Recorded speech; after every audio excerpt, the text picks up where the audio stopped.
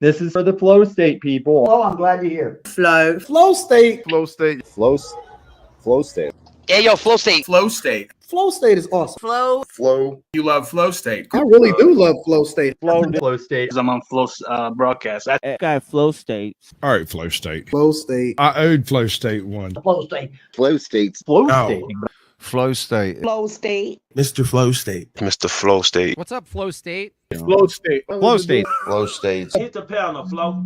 Flow state. Flow state. Mr. Flow State. Flow state.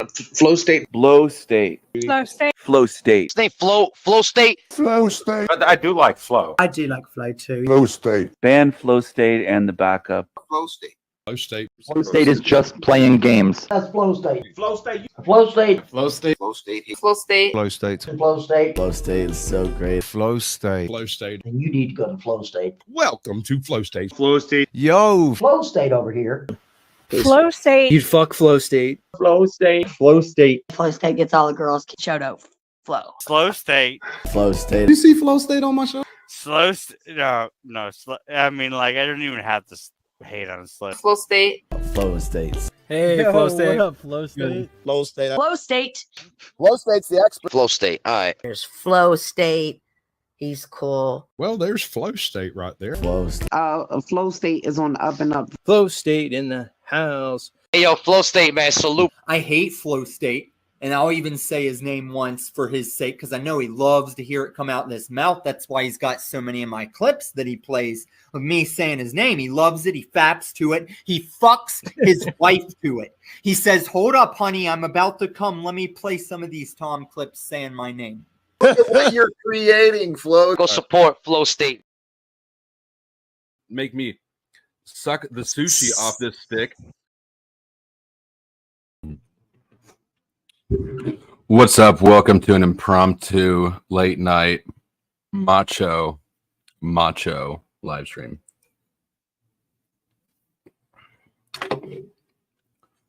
A little bit ago, I restreamed Direct D.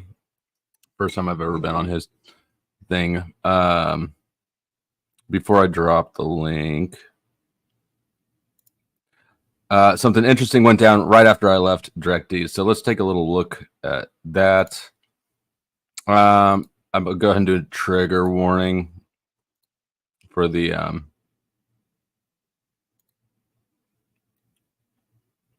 anybody who's, you know, it's a trigger warning about essay.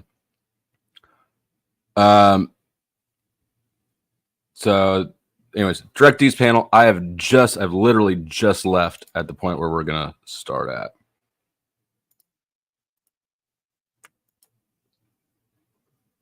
So it seems like some of you guys know who that was. I have no idea. Flow. I've never heard the channel before. I didn't even see Flow in the name. It said Taylor. He just does open panels about whatever. Mm. And he's been through the system, so he knows how the cops are. Right. Direct D is a seems like a pretty solid dude to me. Yeah. There's a stream link up if anybody else wants to come up here and talk some shit. I'm really trying to get some legitimate people that don't agree with me, that want to talk shit. Yeah, they seem to be everywhere in the comments and I'm telling you, the tweets and everything. But this panel is just a total echo chamber. Well, I mean, I put up my points of contention. Dun, dun, dun, dun. I mean, I don't know if mine make sense or don't. Could argue the points of natural law, but I mean, I know that's kind of that's a wishy-washy subject because everybody's got their view of what natural law is. But ultimately, like I said, Direct D. what up? You know the dude you just had on here is a pedophile linked motherfucker. Joke, Mr. Flow Hostate, and I've had women come on my channel just a week ago saying he's using nude photos of them to blackmail them on the internet. You know that motherfucker really who you just had on your panel, Flow State, and his optics? I think you just might have jumped on the live because literally 5 seconds ago I asked everybody on the panel if they know who that was because I don't. So yeah, well, we monitor. I monitor all internet, And trust me, we Oh, go yeah? after what's You're called everywhere? privately owned, government operated. And All if these internet. fucktards, hey, that dude you just had on here is linked to pedophiles, linked to fucking big time fucking shit. You should do your fucking research. Did you send me an email about that? He said big time fucking shit. Yeah. You fucking laugh, but he fucking approves of little children being raped and shit. Come on, you motherfuckers Hey, want to bro, laugh. TOS, I'm come talking on real now. shit. I'm Who telling you this talking guy TOS? directly out of respect. Slow down, slow because, down. like, All right, Pumpkin. Now listen here. I had to quiet you so you could hear. bro, I'll strike the shit out of your channel. I got armed. This guy. Brody, come on now. You're gonna come up here. I'm with serious. I'm accusations? serious. I'm trying to be cool with you. That fucking deal with pedophile fucks like you. Do you want to That talk? dealing with him? Come I on, yield. I'll let you talk, but you should do your Come research on who you fuck with. man. Bro, I would literally smack the And shit hey, out I've of been you to if you were prison too, standing homie. in What front of me would you talking try? to me like What that. prison did you go to? I will smack the shit out of you if you talk to me Shit, like you that to ain't my gonna do face. shit. This is the only place where you're safe to do some stuff like that. Mm-hmm. Mean girl, YouTube streets. Oh man. You could come up and talk shit and disagree with me, but don't fuck up my YouTube channel and get my stream shut down by talking about weirdo stuff without any. You don't bring no receipts to the table. You just want to come up here and cry. He's linked, bro. Big Okay. time shit. Why did he wait for him to leave before he was- bounced in? I don't get that. I don't know. That's a goofy ass dude. Yeah. I know Citizen said nothing. I'm not gonna hold it against him. Like, yeah, I don't expect other people to fight my fights, and obviously, the snafu is sticky. I'll say that. Dude, man. We got Wow. ourselves a guitar player here. Hello, people. What up, man? I mean, I think everybody would have benefited from Denizen being like, "This is who Snafu is, and this is what he does." But whatever, you know, I ain't mad at him if he wants to just keep his hands out of that nonsense. Yo. Well, that got pretty serious pretty fast. Oh, he was very sensitive. Hello, everyone. Nothing What's deep. up, man? Pleasure to be here. Can you hear us? Are we lagging on you? Apparently so. A little bit, it looks like. Sound. Yes, Snaps. Also, was it last week? Probably last week sometime. Went up on I was still up there this time when he went on Chaotic Truth, and you know, the same thing happened. Snafu snaps. You're just not effective at things. Just not. He runs around. Like, how much time do you have to spend watching to hit this panel the minute I leave, to hit CT? Like, he's trying all the new places where people don't know him that I go. And everywhere he gets the same response. He gets shut down, he gets kicked out, he gets banned.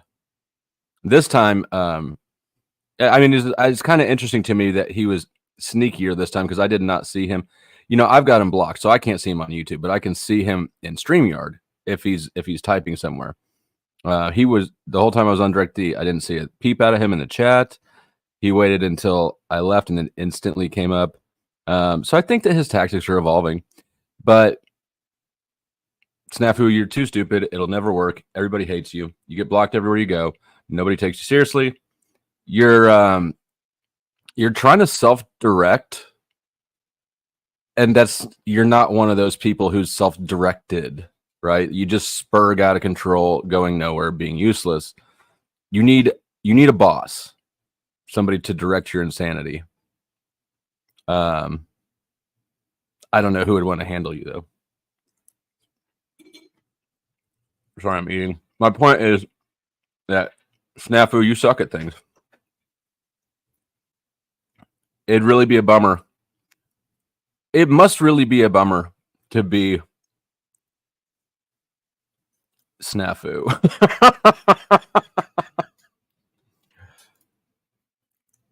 He has a boss. Paul is sometimes. Is that who you're referring to? Who are you referring to?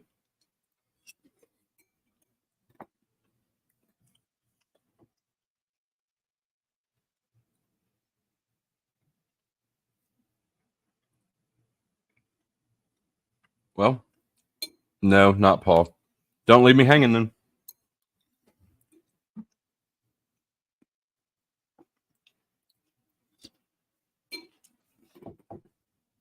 Pool Noodle Pitbull. A person I've never heard before, or an account I don't recognize at least. Well, go on. Tell me your perspective.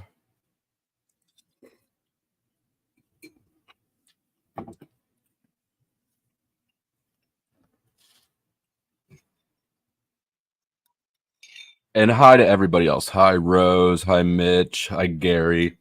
Good to see all you guys. Hopefully you blew some shit up. Hi, SM.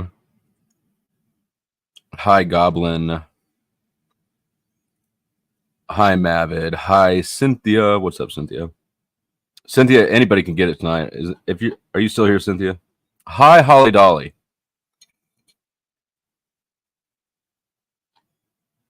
Man, all right. I'll let this roll. Okay. Okay, don't believe me. You're not going to get nothing. I'm not believing you. You're just not giving me a lot of information, right? So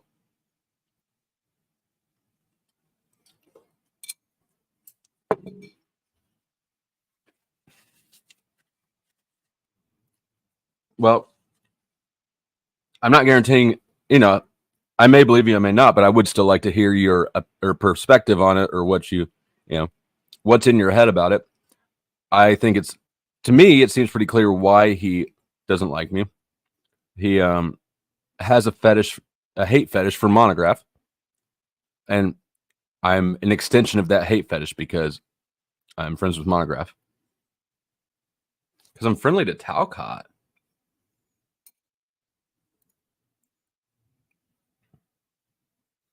Why would Talcott matter?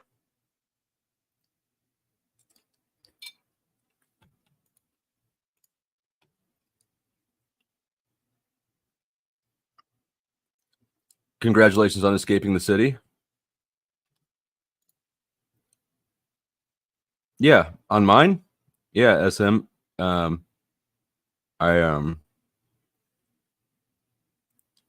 you like to come up before I open the panel up?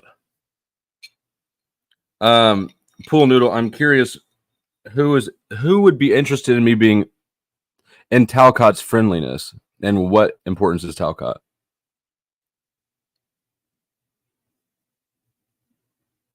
I mean, Monograph is way more of a force than Talcott is.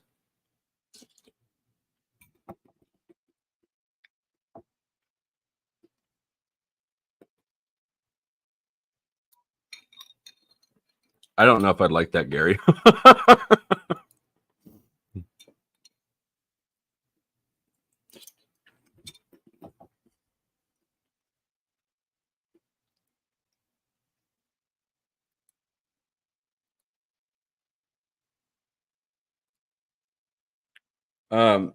Anyways, I'm going to stop sharing this. It is interesting that shortly after then Snafu left or got kicked. Shortly after that, I saw, when I was looking for the time to start this, Crispy Treat got up there, and I have not seen what she said.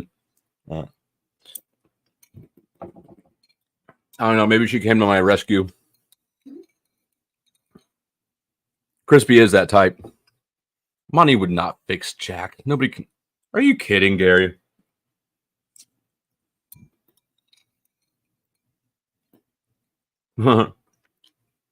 What's up, Snowfire? What does UM mean? Well,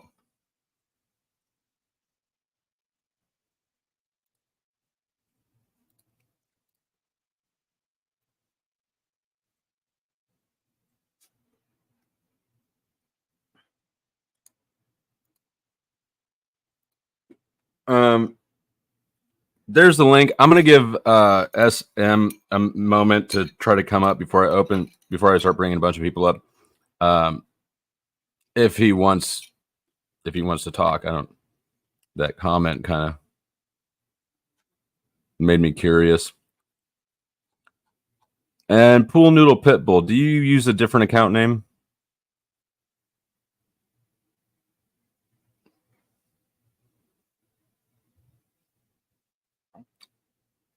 Yeah, you can always count on Crispy.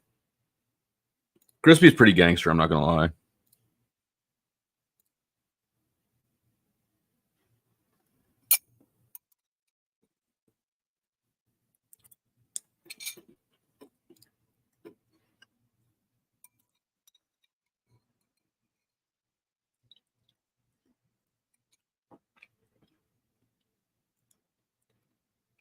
All right, SM. Your clock is ticking before I just let it be. Let it be.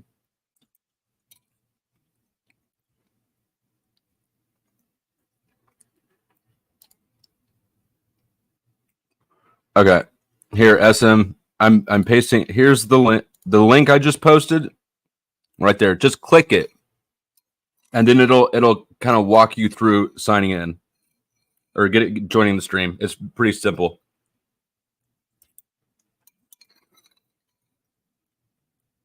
Yeah, click that StreamYard link.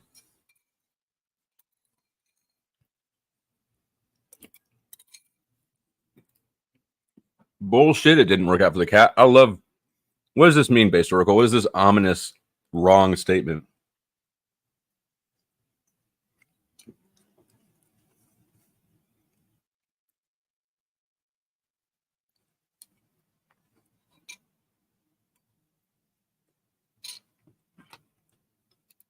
Without curiosity? Not a good trade. No, I would never trade that.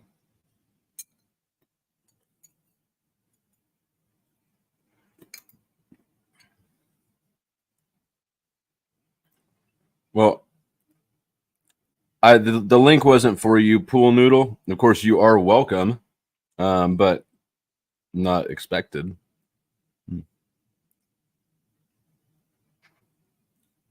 Oh yeah, my curiosity has gotten me in trouble too, a lot of times. Honestly, boredom more than anything. Boredom is I just need to not be bored. Because I find ways to entertain myself that are antisocial.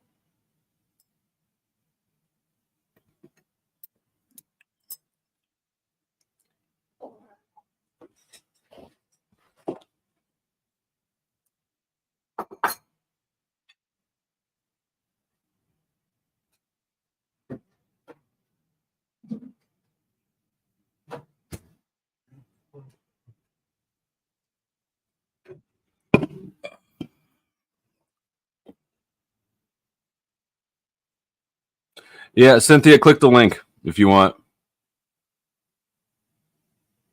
Actually, whoever can click the link. It's open. SM, if you want to come up, you better run. 420 Moon is just a brat.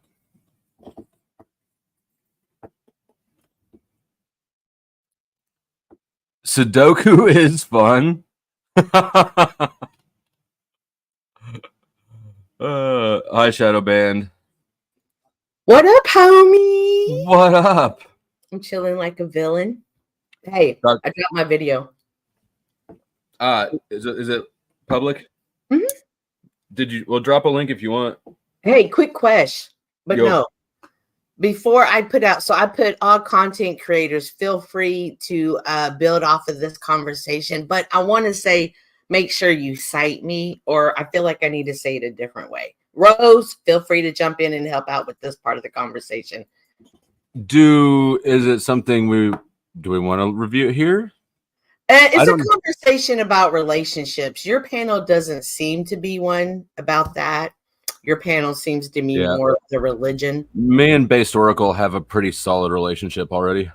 I mean, it pisses off the tomato, but and Andrew, really, they both get jealous.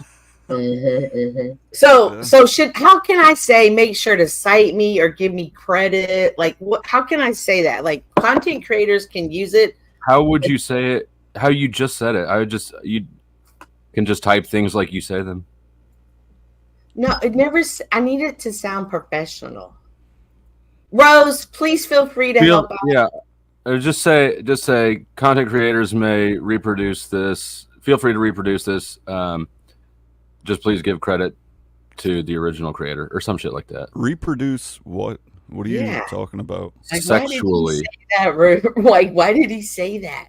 Rose, feel free to help out, please. I'm going to be waiting. Rose, okay. Rose, Cynthia doesn't want my help.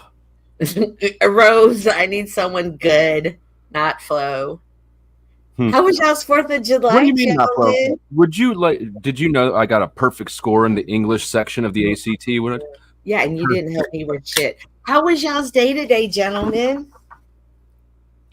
Good. I want to talk about my score on the English section of the ACT. I did terrible. English always didn't do well. School, SATs, whatever. I was always math. Math is what I did well in. Conversation. I ask that. What? Cynthia doesn't know what the ACT is, so she's probably bored. I'm back working on my shit. All right. What is the ACT? I dropped out of school in 9th grade, guys. Rose, I'm so happy to see you, Chicasita. Hello. I always thought of the ACT as the ghetto version of the other one. What is it called? Don't you sound like a fucking Valley girl? Well, guess what? I'm just a Missouri boy. It is the ghetto version. SATs, thank you, Based. The SATs. I would have. My scores were equivalent on all of them. I did on both of them. I did good on all the sections except I'm a slow reader. The reading section would fuck me up because I could only answer half the questions. So, what score did you get? So I can look up how good it is. I don't remember. I think I had gotten like a 1200 on the SATs, and it was all math and no English. I mean, not literally, but it was high math and low English. What the hell did that have to do with preparing people for life? Like, remember us saying, like, what is a hand to a glove and a shoulder to a scarf? It's like... I mean, I think there was some good pieces, but then there's some of just, you're going to learn this because we say so. Not really applicable down the road. I'm pretty convinced higher education, like 90% of higher education is just a bullshit scam at this point. Yeah. I think that information could be very useful in terms of just being able to think on your feet and use your brain in an abstract way.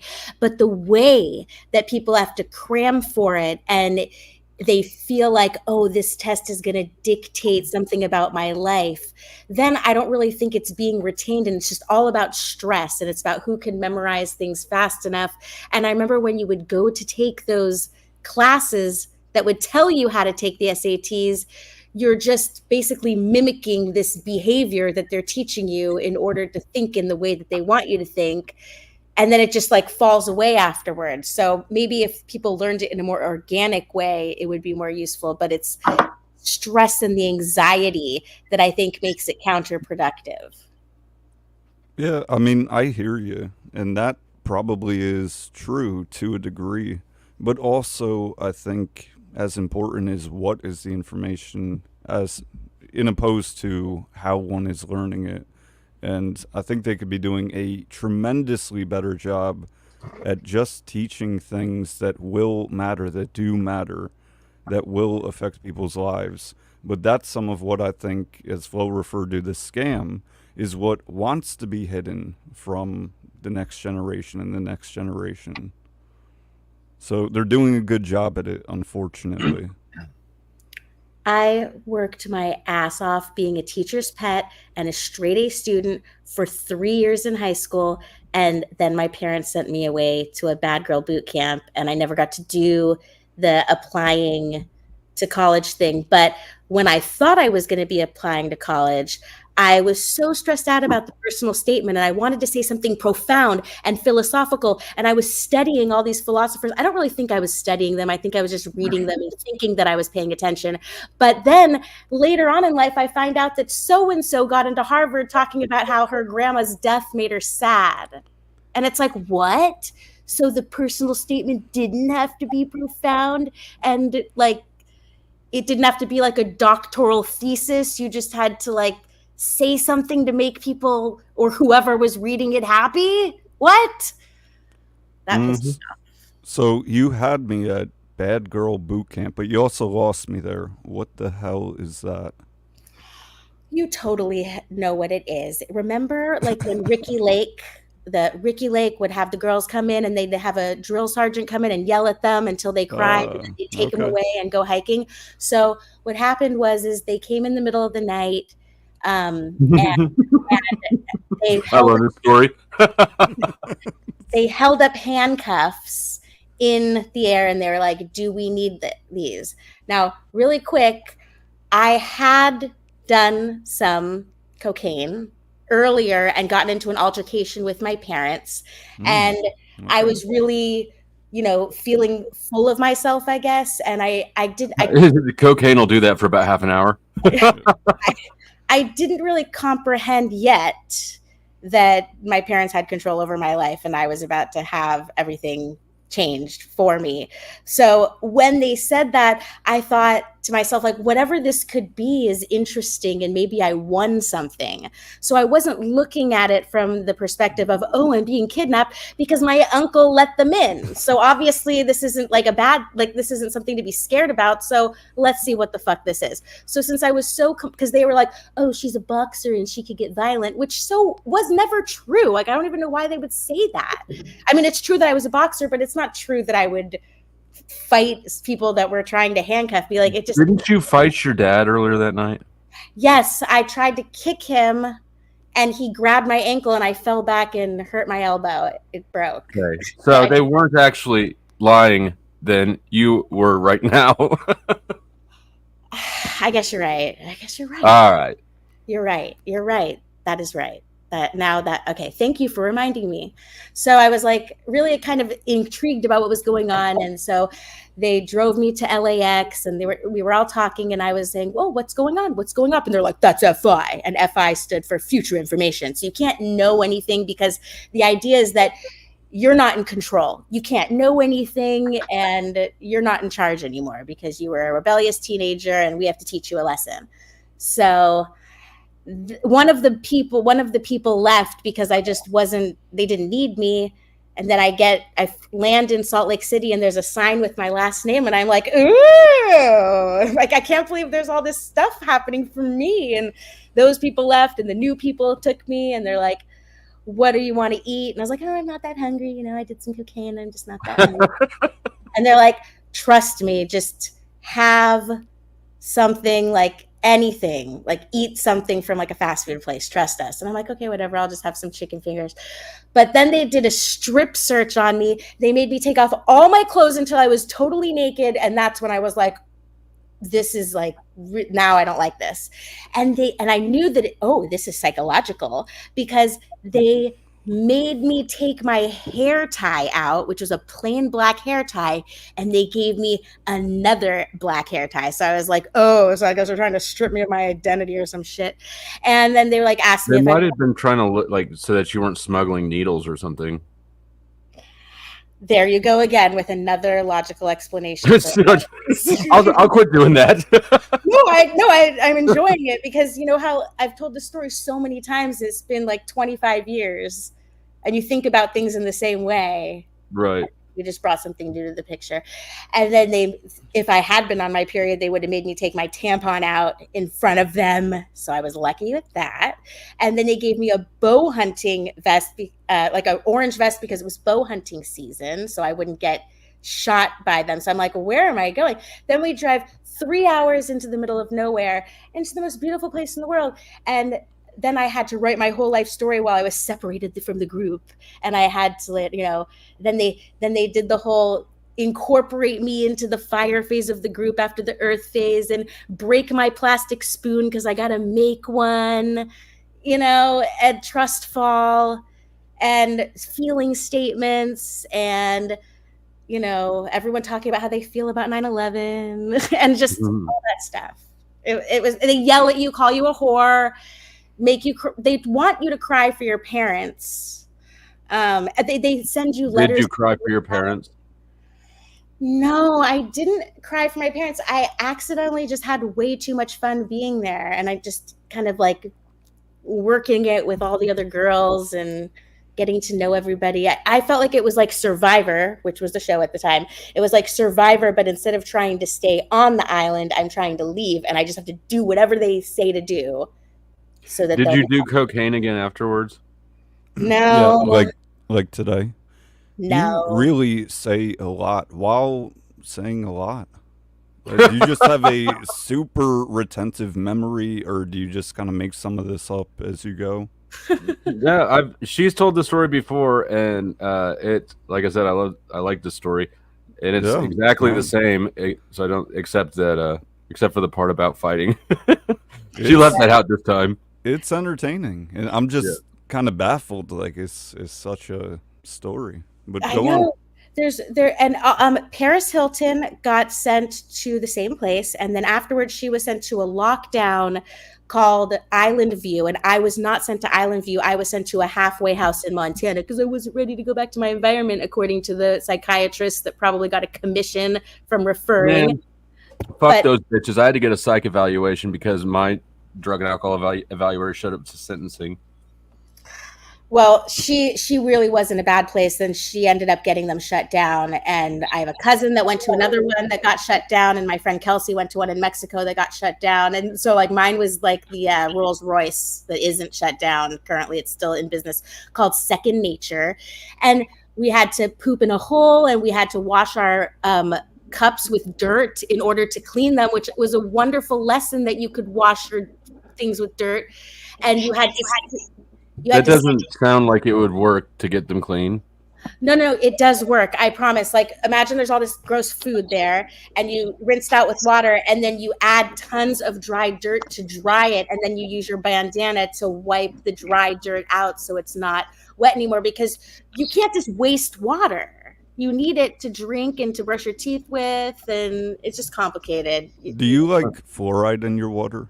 Just curious. Do I like it? Yeah. Would you vote for it? Would you want it? I'm totally against fluoride, and I drink only distilled water. And on top of that, I have an ice machine to make ice with distilled water, because I think it's crazy how people drink distilled water and then go to their fridge to get ice. Now, doesn't distilled water devoid of nutrients?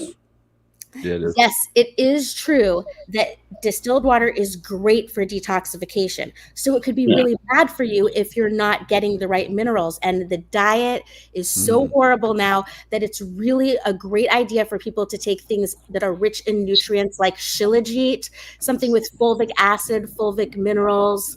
Shilajit is the reason why goats evolved to climb up those cliffs without falling, because they're trying to lick the shilajit off of the cliff. Do you want to see some cool goats? My dad got his other trophies in. They're pretty cool looking. Yeah, I mean, I do. I vote for goats. I'm going to show you my dad's trophies. They're really cool. He's got to be re-raised in the living room. Rose, maybe he can like kind of narrate your stories, you know? This will be the tryouts. Rose is oh, there we go. Rose is interesting for sure. I'm pissed off that what's that game show you were on? I can't pet. You don't touch me. What the wait? Oh, I knew they were going to be dead. Darn it! Why are they? Oh yeah. Well, I'm not going to milk it. What you thought? I think this is the coolest. You milk those? I know. How much milk? Only the males. Huh. But he's got more. He's got more coming too. Yeah, but why is this in your house? The whole living room, and now we got the couch over here, the TV over there. But why? Their bodies are on the other side of the wall. The deer that used to be right above my head when I'm out there smoking is right there. Got this. Yeah, but why? I'm just curious. Are you telling me you wouldn't decorate with animal heads based? He's got trophies, man. My dad loves to hunt, man. He's got more guns than a freaking. And then an army veteran. Huh. Okay. No, I'm not. No, because that's personal. I'm not. No, not without. Dad doesn't want me to show his photo everywhere. He's got pictures with all of his animals that he killed when he did it. Emily, is that your mom? Get out, girl. What? Okay, I'm gonna turn off your TV. Who's yelling at you? Oh, there's a fire down the freaking thing right out our window. right. So I figured it out. Thank you guys so much for your help. I appreciate it. Have a good night. Bye. Wow. Ladies and gentlemen, that was Cynthia. Hey, what? She's going in on Gen X Jeff tomorrow, I guess. Ah, okay. Do you know Gen X Jeff? Yeah. Yeah, he deserves it. Historical about my special energy. Yes. Why did you Okay. do it? There are a couple of theories. One of them could be straight up vaccine damage. Another one could be that since I had a stroke and I use a wheelchair, I just have so much like energy to get out because I'm always stuck sitting down. Because I don't. It sounds like your special energy predates your paralysis.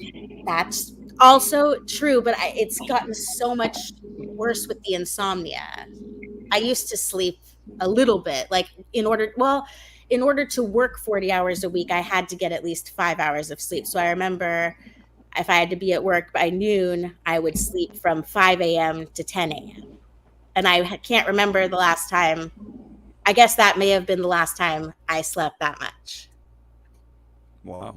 When is the last time you smoked out of a light bulb? Never. Okay. Is Good that answer. for meth? Yes.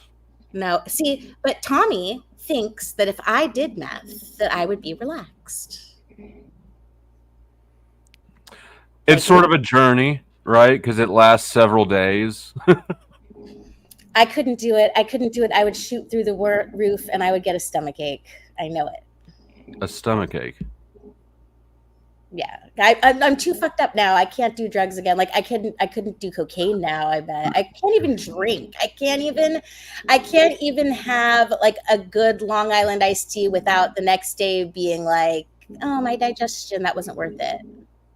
So Yeah, drinking is heartburn. Drinking is a headache. I mean, it's too much work.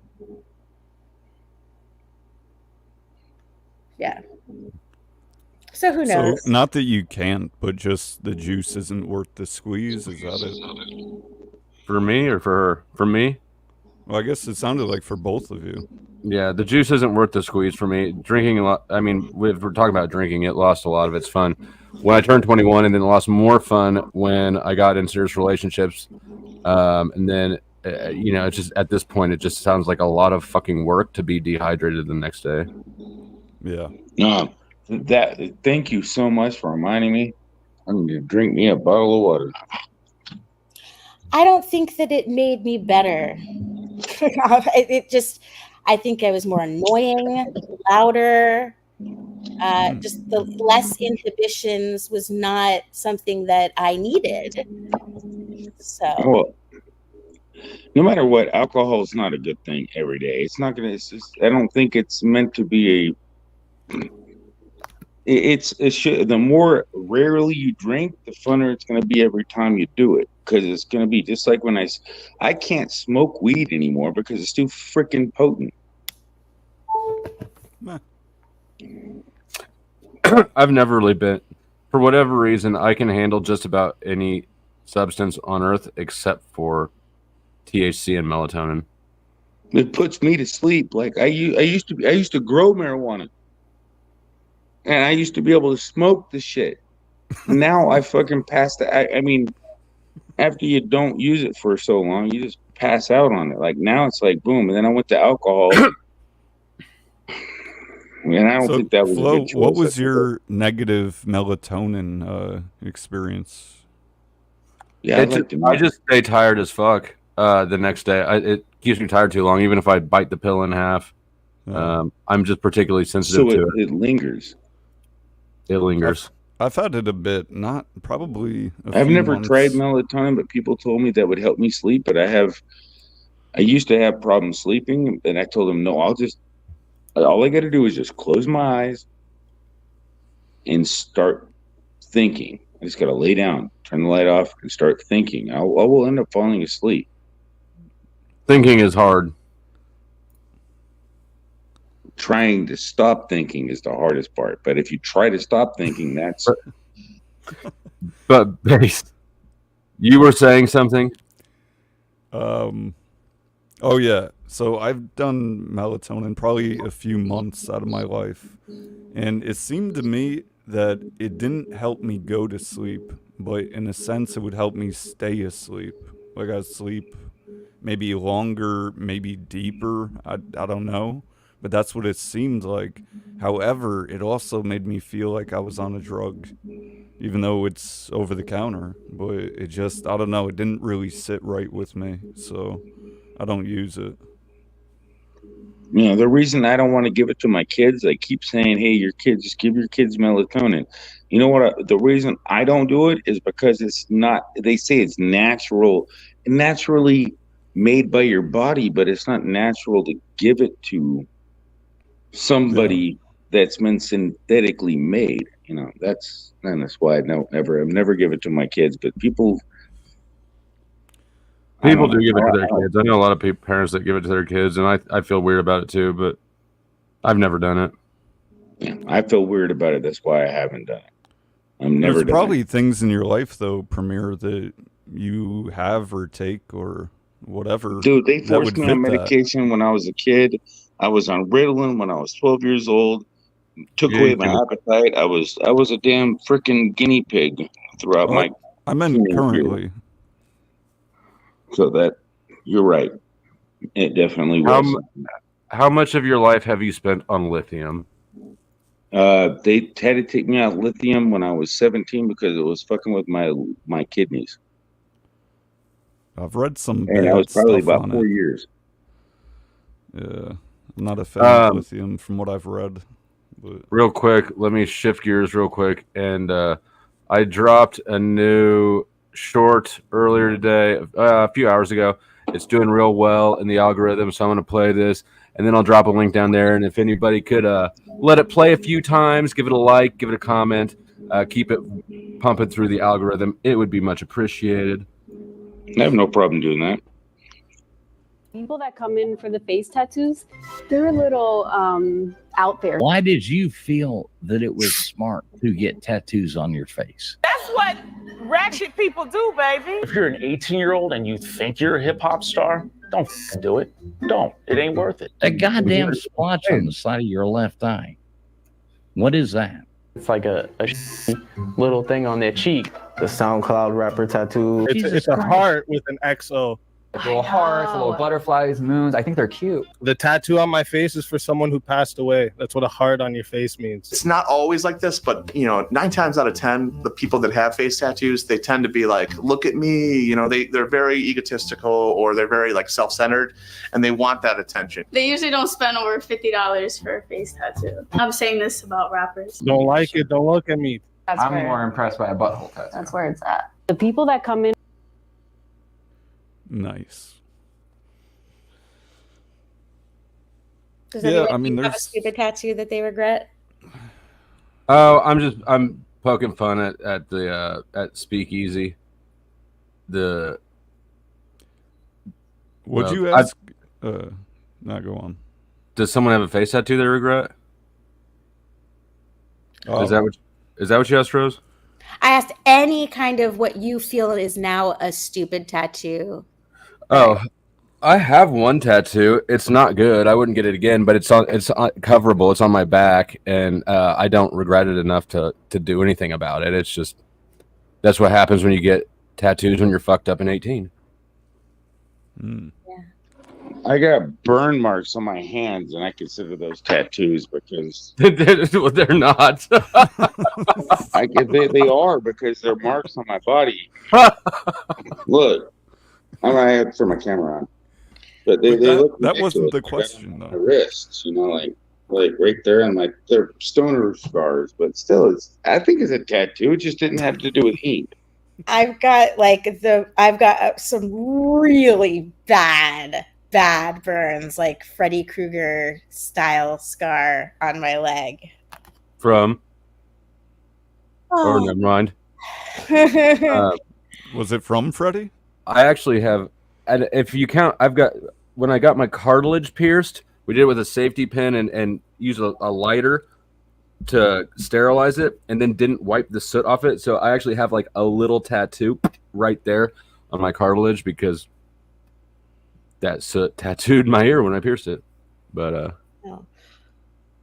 Oh yeah, I think I got stabbed with a colored pencil when I was a kid, and it had a little mark for like 10 years. Do you regret it? Well, I didn't mean to get it, so. But I do have a neck tattoo that I totally regret, and I can't believe I did that. you have a neck tattoo? Yes, but it's on the back, so nobody on my Oh, okay. ever see it. It doesn't say throat goat. That's funny. One of the girls I went to rehab, and this is no surprise because she's one of the girls I went to rehab with, but she's really pretty cool girl. I saw her again about 4 months after rehab, and she had, white chick, had gotten the word gangster tattooed across her throat in big ass letters, and the R was a pistol. It was the cringiest fucking thing I've ever seen. So, as per the movie that, or the short you were playing, do you think that's true in terms of, is it binary? If somebody gets tattoos where they'll be visible, but then again, if you're naked, they're completely visible, right? But I'm just saying, is it for attention? Because I think there's some truth to that. That's one reason I ended up not getting really visible tattoos, because it's like, man, it seems like it's asking for attention in a sense, or at least can be. Yeah, I think so. And I've always valued my ability to just turn into a plain gray, blend into the crowd nobody, and you lose that.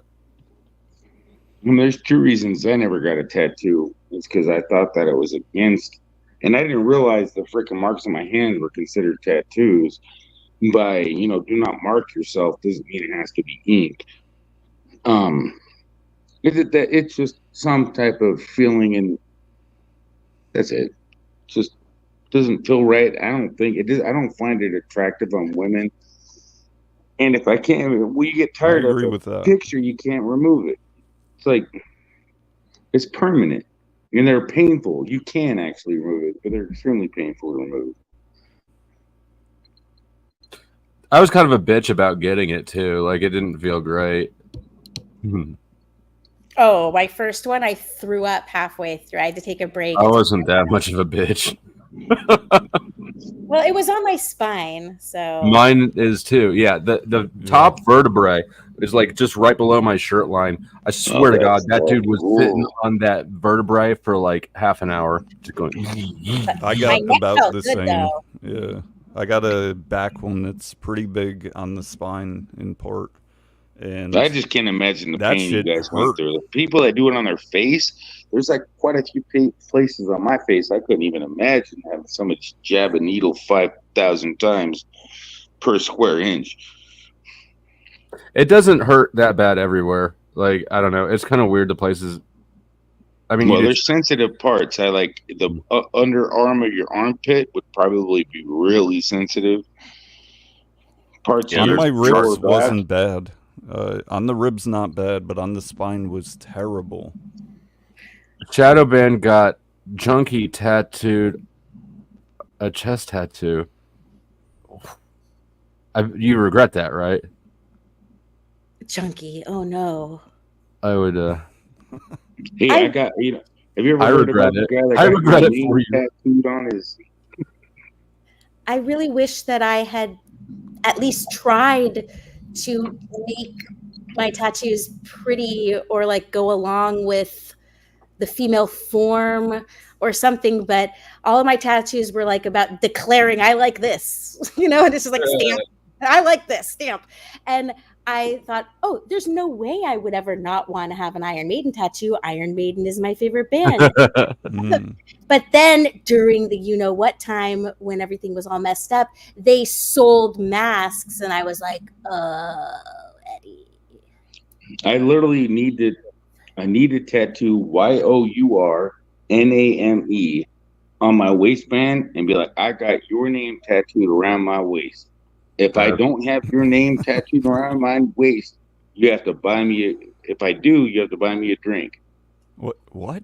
And then, your name. Play on words. So Richard, But you that's got like some. a joke, You have but some it would hand work, tattoos, man. right? Win a lot of free beer. Yeah, I've got a tattoo on my left palm, the Book of Revelation. Did that hurt? Yeah, I bet it did. Yeah, in fact, it didn't take very well, and I had to have it done twice. Yeah. That doesn't surprise me. Thick skin and you rub it a lot. Yeah, I'm a worker.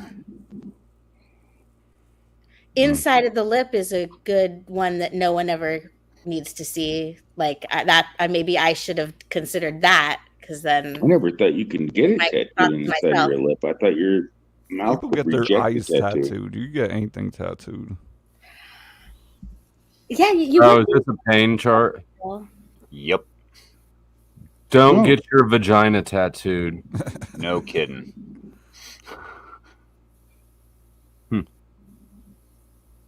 Blue is okay. Yeah.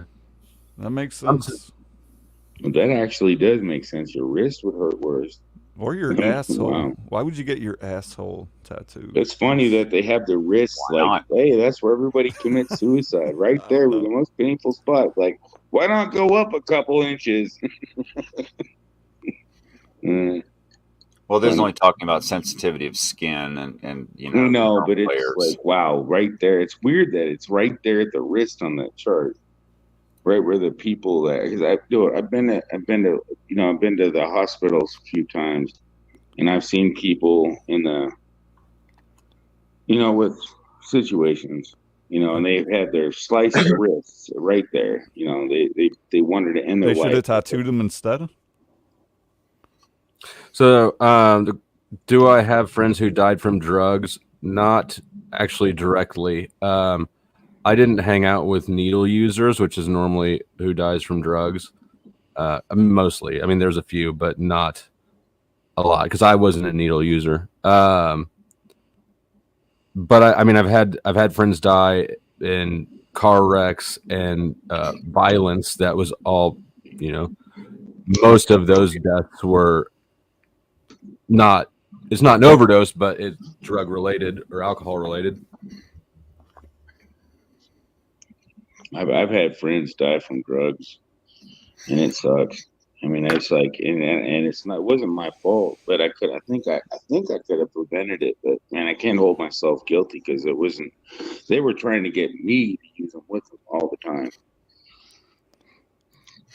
Well, I guess if you could have prevented it, then you are a little bit guilty. And I feel like I might have been able to, but man, I was kind of using with them, but I was trying myself to stop and trying to get them to stop. But I don't think I could do that any more than I did. It was like, man, I need to slow down. This is fun, but we can't overdo it. And then he overdosed. Like, what the fuck? Yeah. I never got a chance to say peace and respect I to don't you even all. know, man. but- It's like, man, you all me like Peace and respect to you as well. Very often, What's they up, just Richard? die on you. Peace and respect to you as well. So, have you guys done any more research into whether your based oracle's dead?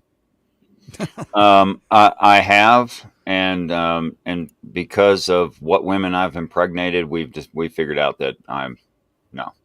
I don't believe you. You're just trying to get out of child support. He's over 18. I'm good. If you haven't paid it, you still owe it. So I'm a one-trick pony. Who can I help understand the Bible better? Whoever you want. Whoever you want, man. So I have a question. This came up. I don't know. I think this came up sometime today on Talcots. So, which version of the Bible is correct? Okay, And so yes, purposely open-ended. I think that any version you can actually understand. Okay, so here's the actual problem.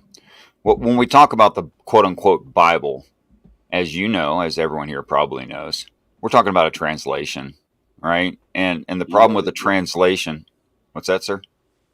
No, I understand. You got the new international version. You got the. Really? Okay. All right, so here's the problem with that. it's a translation. That's precisely what it is. Yeah. Which means it's the best people could do with the information that they had at the time. And then there's problems with human biases and presuppositions that are going to be added in. For instance, in the Hebrew, you don't have all these conjunctions, and, when, if, all this, and all that got interjected later, right? So all of that. Witness's excuse was for adding the a for a word was with a god or something in the. Okay, now I see why you're putting him backstage sometimes. Okay. This is Right. this is a common theme with him. He'll be back. He'll be back in the backstage. Anyways, I'll deal with it. Go ahead. He's got a self-control issue. Okay, I get it. So is it just translation distinctions between different Bible versions, or are there parts that are added or subtracted? Okay, so they accidentally, I'm not saying they were dishonest. They accidentally, because of their presuppositions and traditions, they accidentally added meaning that wasn't there. They accidentally took away meaning that was there. So what's the solution to that? Well, we don't have signature copies of, say, the Gospels, right? We just don't even have that. We do have what you could consider like signature copies of Torah, of the Tanakh. So that we can go back and say, okay, this was the original words. All right. But even when you go to the Greek for the New Testament, you still have to say, what did early Christians mean by that? Does that make sense? Yeah, I mean, I'm following. I have more questions, but I'm listening. Okay, so to me, the only way to really understand is exactly why I do what I do. The only way to show that, well, I was given an understanding that I keep applying and it keeps working, which is shocking because I couldn't have cared less when I was given the understanding of it. But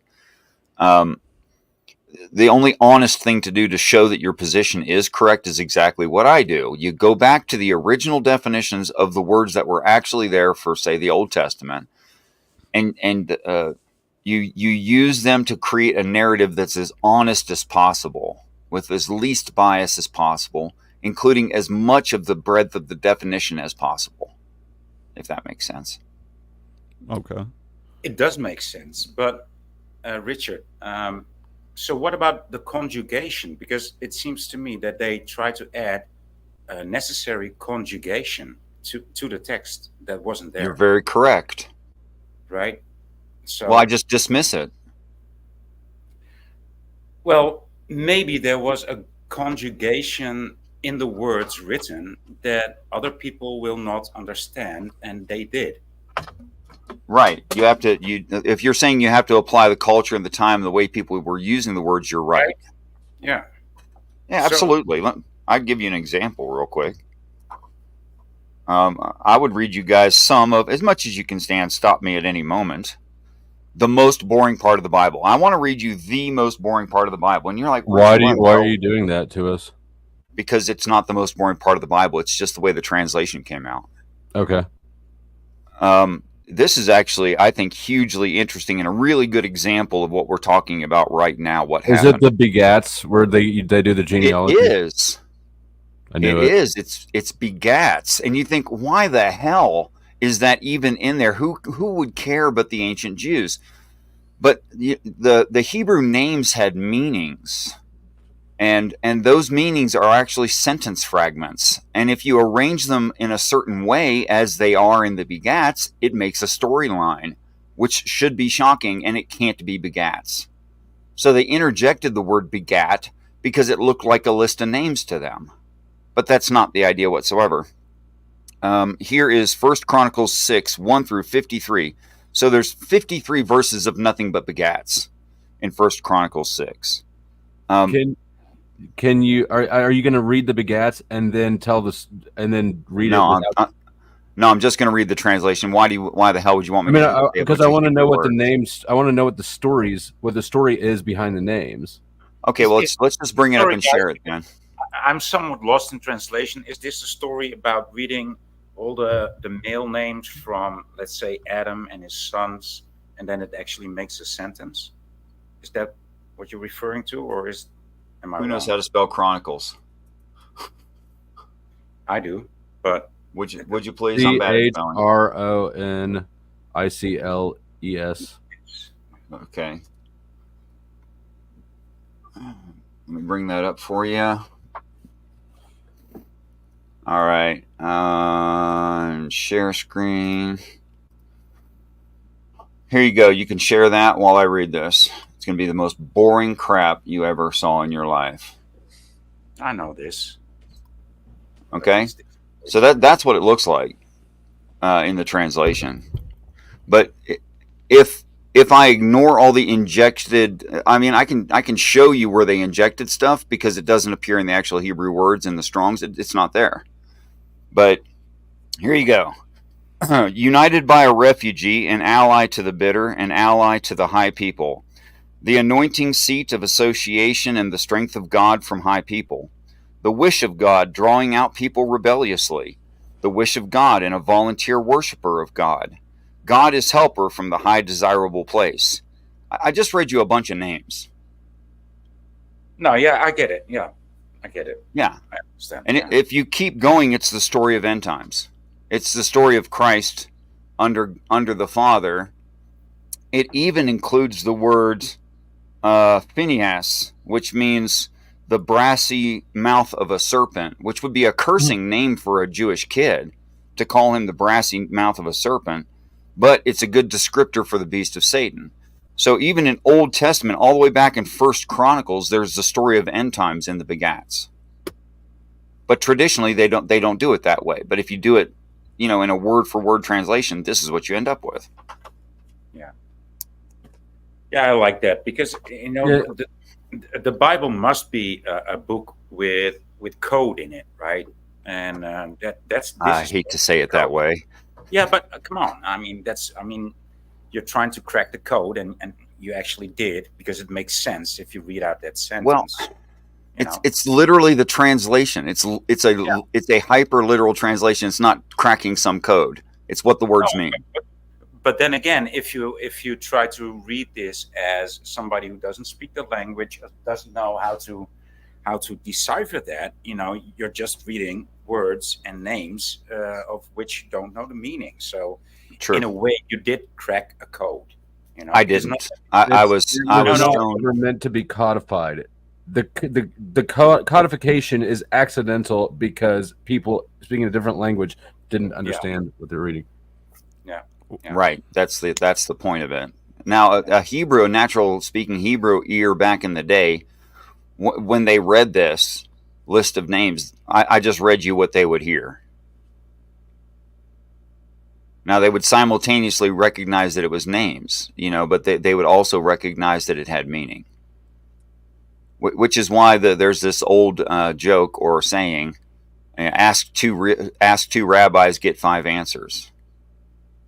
Because this is written at multiple levels simultaneously. It's actually, which is why I hate the goat herder, the Bronze Age goat herder analogy, because this is some of the most brilliant literature on the planet, and there's just no doubt about that.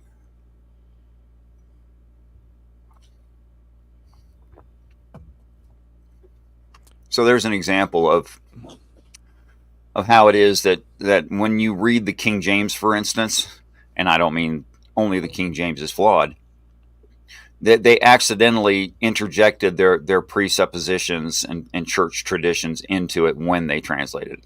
I'm not saying they were dishonest. Oh, and boy, I want to be very careful to say that actually none of this is my idea at all. It was just shown to me, and I'll say this, in prayer, which sounds wooey, I know, but it was shown to me in prayer. At the time, I couldn't have given a crap less about it. I wasn't a religious guy. I wasn't an unhappy guy. I was just fine. But it was shown to me, and it does continue to work. What's that, sir? Yes, but you still remember it. Like you said, it still continues to work. Right? Yeah, it's very simple. Yeah. It does make sense. It does make sense. You don't consider the distinction, the delta between different versions of the Bible, whatever exactly they are, in full encompassment, which I'm not aware other than you filling me in, but also your purview. So with that, do you think it's 1%, 10%? Is it just plain negligible? 1% or 10% what? Incorrect? Correct? Well, I'm saying the delta. Without naming which Bible is the correct version, or right, you're saying, well, they're different due to different ways that it was translated. So Sure. there's people out there who talk about this is the right version, that's the wrong version. Are Yeah, those yeah. people wrong? That's what I'm trying to get at. They're just steeped in tradition of some church. That's all. I mean, I don't think they're certainly not lying, okay, because they believe it, right? However, are they correct? Well, it's just tough because you have to really take a third person view on these things and not take it personally, and because you have to ignore all these traditions that would lead you astray.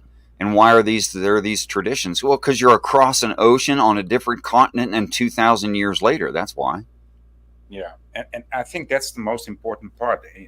Like you said, it's gonna be the journey that one takes. It's always gonna be an individual journey and an individual conviction.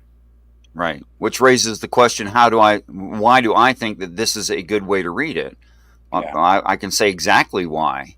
Through going through a process of elimination, which we can't prove things are true in a philosophical sense, but we can say certain things are impossible. So when I go through the process of making as much of it impossible as I possibly can, and it stands up to every elimination process, then it is the most likely answer. Is it the definitive answer? No. But it is the most likely answer. And since it's had predictive power, like let's say you pick up the King James and you start looking at the Strong's Exhaustive Concordance, where they took the actual words from the Torah and then translated them into English. What you'll find is that about 1 out of every 10 to 12 words in the English is interjected. And you'll also find about 1 out of 30 words, maybe 40 words, they didn't have a translation for it. They didn't know what the word meant, so they just skipped it. Mm-hmm. So when I'm reading it in this frame, and I can see a Hebrew word that's in the text, right, that didn't even make it into the modern Bible, right, and because of the context I've adopted, I can predict what that word's going to mean. I can't read Hebrew. And by the way, that's been 100%. There's not been a failed word. But because we have more information than they did when they had the translation into the King James, I can now take the word and I can say, okay, I think that's going to mean this if the context is right. I enter that into the Hebrew dictionary, the modern Hebrew dictionary. It translates it, and it's correct. I've got it right. Yeah. I shouldn't be able to do that. When was the King James version translated? 1610. Give or take. When you talk about impossible, I think this was a few minutes ago, but wouldn't you say it's impossible that we're here? That what do you really mean? Nothing is impossible? Well, that God can do the impossible, quote unquote impossible. Okay. Well, that's a dogmatic view that I don't hold. And anytime you have an intellect that's interfering with reality, probabilities can become quite high that we're very, very low. For instance, the likelihood of a car occurring is very, very, very low. But we have cars. Yeah. I agree. That's what's it called? Not Newton's law, but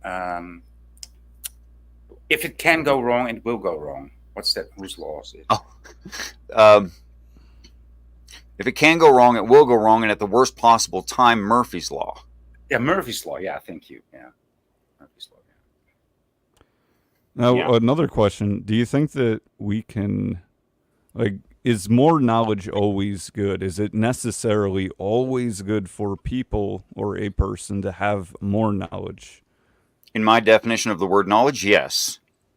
Now, if what we're talking about is information and disinformation, then it could go either way. But I don't think that there can be knowledge in disinformation. Disinformation is anti-knowledge, so that wouldn't really apply. I'm asking what he means. Yeah. I think the hard part is good in what perspective. Sure. I think that the only thing that makes us in pain from knowledge is that we had previously accepted anti-knowledge. So yes, Agree. I think knowledge is always good. Agree. The emotional damage is due to you accepting things that aren't true. Now, what about, and I agree for the most part, although where I would disagree is that it does seem that human beings can have too much knowledge. There's probably things that we're not meant to know, and yet we find a way to know it. In some terms, medical industry playing God. Oh, okay, but isn't your actual objection that the medical industry, Or by playing God... Yeah, I meant to say technology, by the way, medical / medical technology. That technology is playing God, not knowing all of the repercussions. Isn't that what you're really saying? Sure. Okay, then that's a lack of knowledge. That's the problem.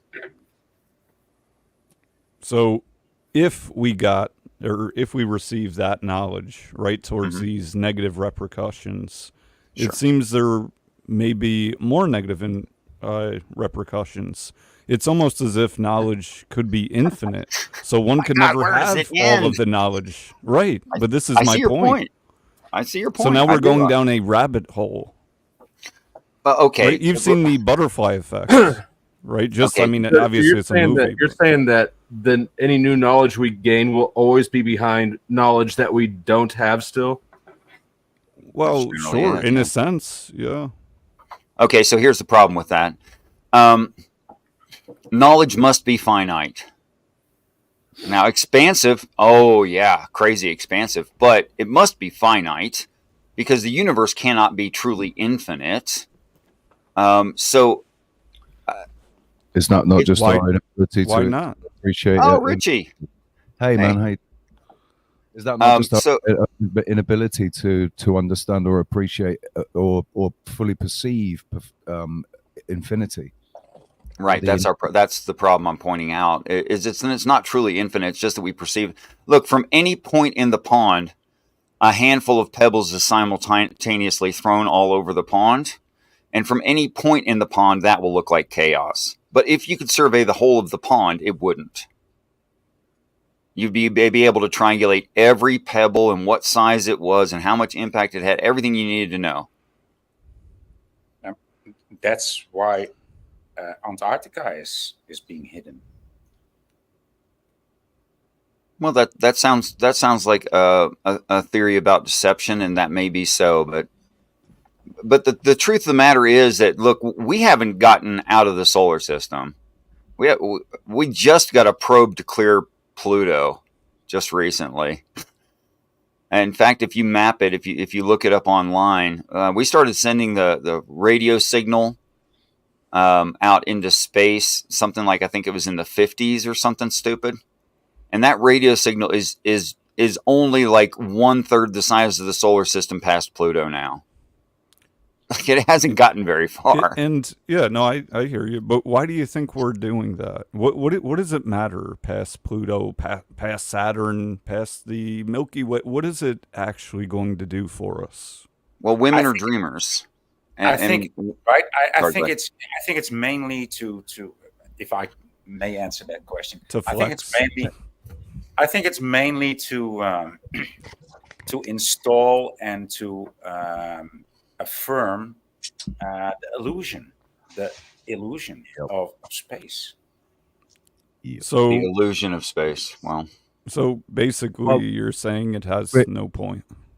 Rich, to be fair, mate. No, it has that point, but it's. I mean, isn't this a lot of resources for that reason that you gave?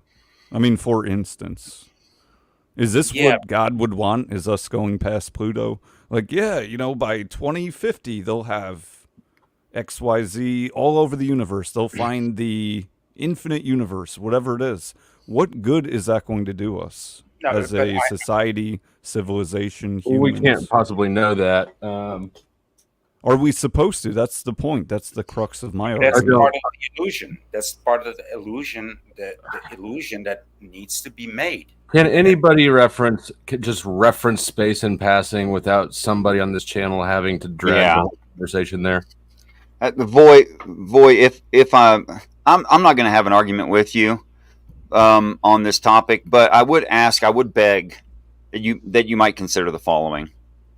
All of the things that all the people who have a religion believe indicates this common idea that that we're stuck here. That's generally true, and that the messengers, the angelic, the higher beings are not. They're not stuck here. In fact, they've never habitated here. They've never lived here long term. They've only visited, right? And that they come down from the sky, and that they're intelligent and they're able to interact with reality. Now, I know a generalistic term that means something from off this planet that has intellect and is able to interact with reality. That's generally an alien. So if you're going to say something like there's no space out there, I don't know where the gods are. If we're looking to ancient cosmoses for an answer, they all also have a uniform schematic of the cosmos, and it is not a solar system. I posit to you, what is the great divinity of all things without the creation of mankind? Because apparently all religions believe that mankind is the individual soul that is the focus of all these things. But you're only talking about our personal pride. No, I'm talking about the individual idea of someone's own agency and the fact that they have their own spiritual divinity, and there's only so much that a king can impose on them, because each person must be free if we are all divine beings with a soul. And then sovereign citizenship got drug into it.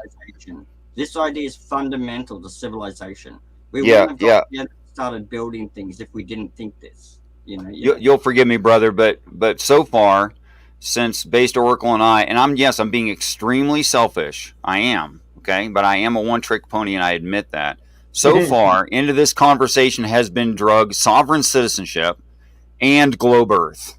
This is not what we're talking about at all. No, I wish you'd join the conversation. I got in and I heard some religious stuff, and I just said, I think, what are the gods without humanity? And we're the key to all of it, and our individual soul and our choice.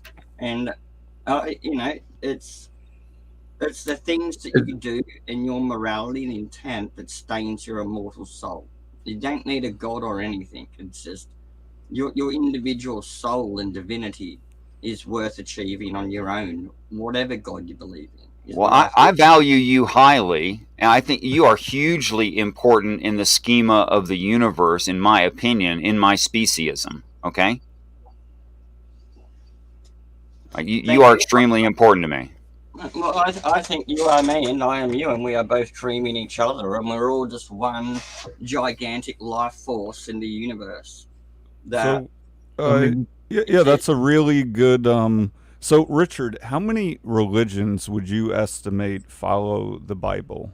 And when I say religions, I mean sects of religion and religions. That's a really interesting question for me, because I believe in the Injil, and that the Bible is one sampling of the Injil. What does that word mean? Oh, it's an Islamic term meaning the original word of God, which no one has. But here's what they don't know. It's actually still preserved across the planet because it was so widely distributed that it can't be gotten rid of. And that's what the Injil is. So like Hinduism is an expression of the Injil. So is the Bible. So if you ask me something like repeat the question just so I make sure I have it absolutely correct. Yeah. How many religions and/or sects of religion follow the Bible? Like the All of Bible them. is the word. Okay. All of them. He's really excited about your question, son. Yeah. I have something to add, and that all I'm coming around, Papa. Storm gods that became male father gods stem from Proto-Indo-European culture, then spread out into Europe and Asia. And then you've got like Rama, and you've got Thor, you've got Zeus, you've got like the holy wrathful god with his bolts and snotings, and And basically, the idea of the soul is repackaged Eastern mysticism into the West with that hammer god culture, and it's just continued ever since Babylon, man.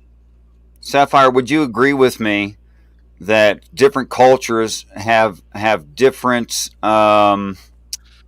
aspects, and judgments of reality, and thereby different value systems? Yes, Indian religions are very fascinating. Like if aliens landed, Christians would freak out, but Hindus would be like, "Oh, how you going, brother? Yeah, we've been talking about it." Yeah, that's true. There's even a Native American tribe who call themselves the Star Children, expecting the ancestor. Yes, that's correct. They're expecting the ancestors to literally fly in rockets down from the sky. Yes. Yeah, I'm all into that, bro. I'm so deep in that. Yeah, I love it. Okay, so would you then, on that same line of thought, would you agree with me that there's also different personality types in people that fit some generalistic, actually, Flow State talks about this a lot. They fit some generalistic, I'm headings. down with zodiac signs and like archetypes of people, and it's genetic, right? Some people have fight or flight. Some people will freeze in place, and some people will run. But sometimes running's the wrong thing to do, and sometimes the person that freezes. You said that's genetic? Yeah. Please let's not think for that. Some people will run, some people will freeze in a fight What or makes you flight think that's situation. genetic, Buck? And crap! You guys are concentrating on the wrong part. All right, Richard, moving on. So, in your opinion, if I can ask, regarding the Bible, why do you think that the Bible has been around right in its current form? I don't know how long, depending on the version, but let's say thousands of years. And yet, hundreds of thousands of years, humans have been on Earth. According to science, do you not believe that there was a great time, whether it's thousands, tens, or hundreds of thousands, of people predating the Bible, living without the Bible, and then the Bible coming into existence? What would you make of that time, or do you not believe that time exists?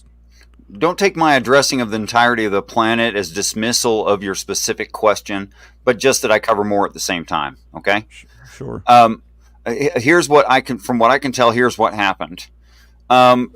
Tribes suffering and barely surviving, not surviving very well, eventually got to a point where they were good at it and they were fairly good at survival. This is about the same time that they became Gregorian societies and started bringing the food to them instead of constantly searching for food. Now, at whatever time, whatever tribe did that, they had a couple hours left over at the end of the day. This is when religion happened to them. This is when the messengers always come and when they get the religion. I would like to posit a question, please. If gods did intervene in humanity, what if giving ancient man fire was the key to our own evolution? Because without fire, we wouldn't have unlocked safety on the ground, the eating of meat, the processing of all these plants and minerals and materials, and you can stay up later beyond dark safely and keep talking, and you can invent a culture. And what if just the gift of fire from the idea of Prometheus, whatever god you call that, and what if that is just what kick-started us? When you say gift, do you mean knowledge? Right? Because fire didn't just come into existence. Specifically is the key to knowledge. Yes. Yeah, fire specifically is the key to knowledge. Yes. Yeah, it's not the fire itself, the control of fire, the ability to create fire, the knowledge of how to do that. Yeah. Isn't it the ability to create heat more than the ability, not necessarily fire, the ability to create heat? Not the gift of fire. Well, sure, but you're splitting. I mean, you're making a distinction without a difference, I think, at that point. The key to us is the fire in those Homo erectus and stuff, and all the Neanderthals and all them. The key to becoming who we are today is fire. That is technology, yeah. Anyway, that's my question. What do you think of that? What if Prometheus is the true god of civilization? There'd be no metal work without fire, would there? It seems that your question already indicates a necessary answer. So, Richard, another question. Do you think, from what you know, I don't know the answer to this, but do you think from what you know, are there bastardized Bibles out there? Like, for instance, that would have misinformation in them purposely? Maybe satanic. I don't know. I'm just playing devil's advocate. Okay, so when we say purposeful, we're talking about possibly the translators. Since humans are flawed, we have to say, it's someone's razor. I can't remember the guy's name. No, it's not Occam's. Wherever we can insert stupidity, we should reserve the idea of malice. And I think it's that. What's that? I disagree with that because wherever malice can exploit that, it absolutely will. No, it will, but it's just saying it's down to people being evil. Just the people in charge are fucking retarded, man. No, if you think they're retarded, then you are retarded. Yeah, they're brilliant, and that's the problem. No idea what's going on, these motherfuckers, man. Well, that's because the people that are controlling things. We're not seeing the people that are actually pulling the Go strings. ahead. Well, I don't remember what you were talking about, though. Wow. Okay, so I'm asking if there's evil books out there disguising themselves. All of them. Yeah. All of them. And here's why. Because I believe that, and I think I can show that humans are capable of prayer, that is deep empathy with understanding. And that because we are empathetic with both the angel and the demon, then we can be led to beauty and we can be led to ugliness and harm.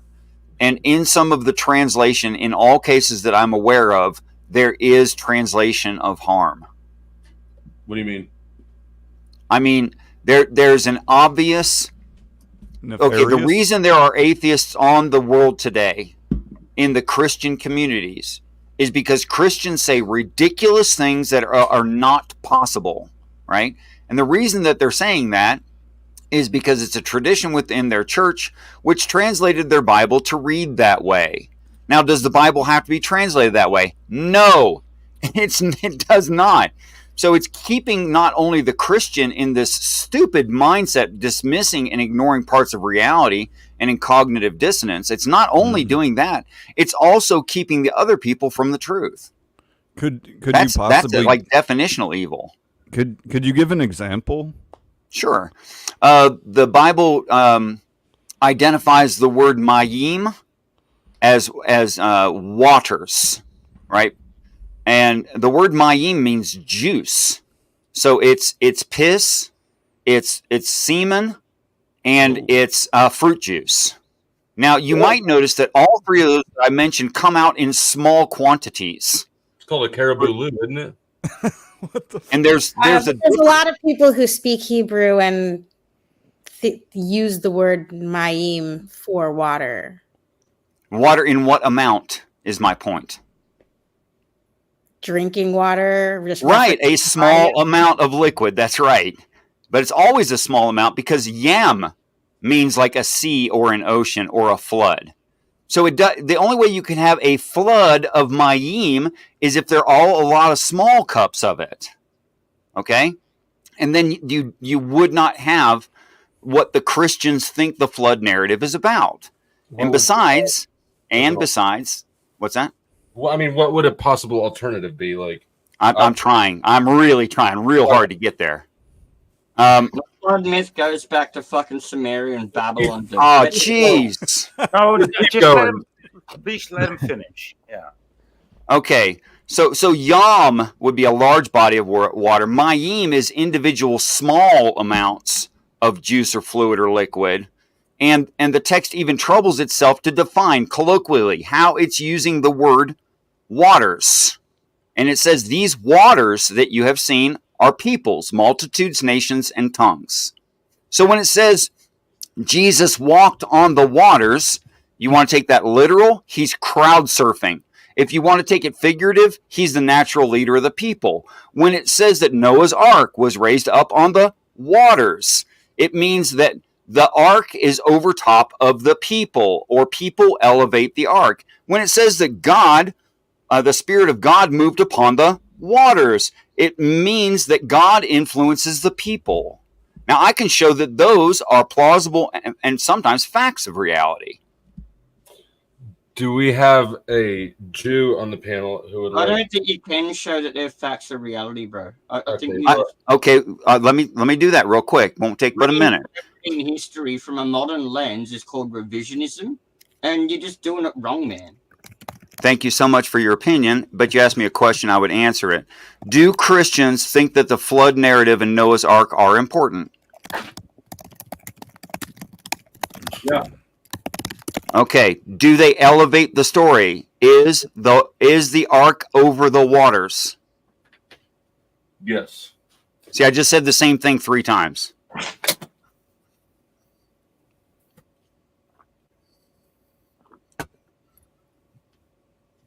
You can keep saying it, but it doesn't mean you're correct, dude. No, it doesn't make me correct, but you not able to understand doesn't make me wrong. Rose, weigh in. I identify as truthful and correct in all things. Respect my pronoun. No, those aren't pronouns. Those are presuppositions and bad thinking. Another question about the Bible here.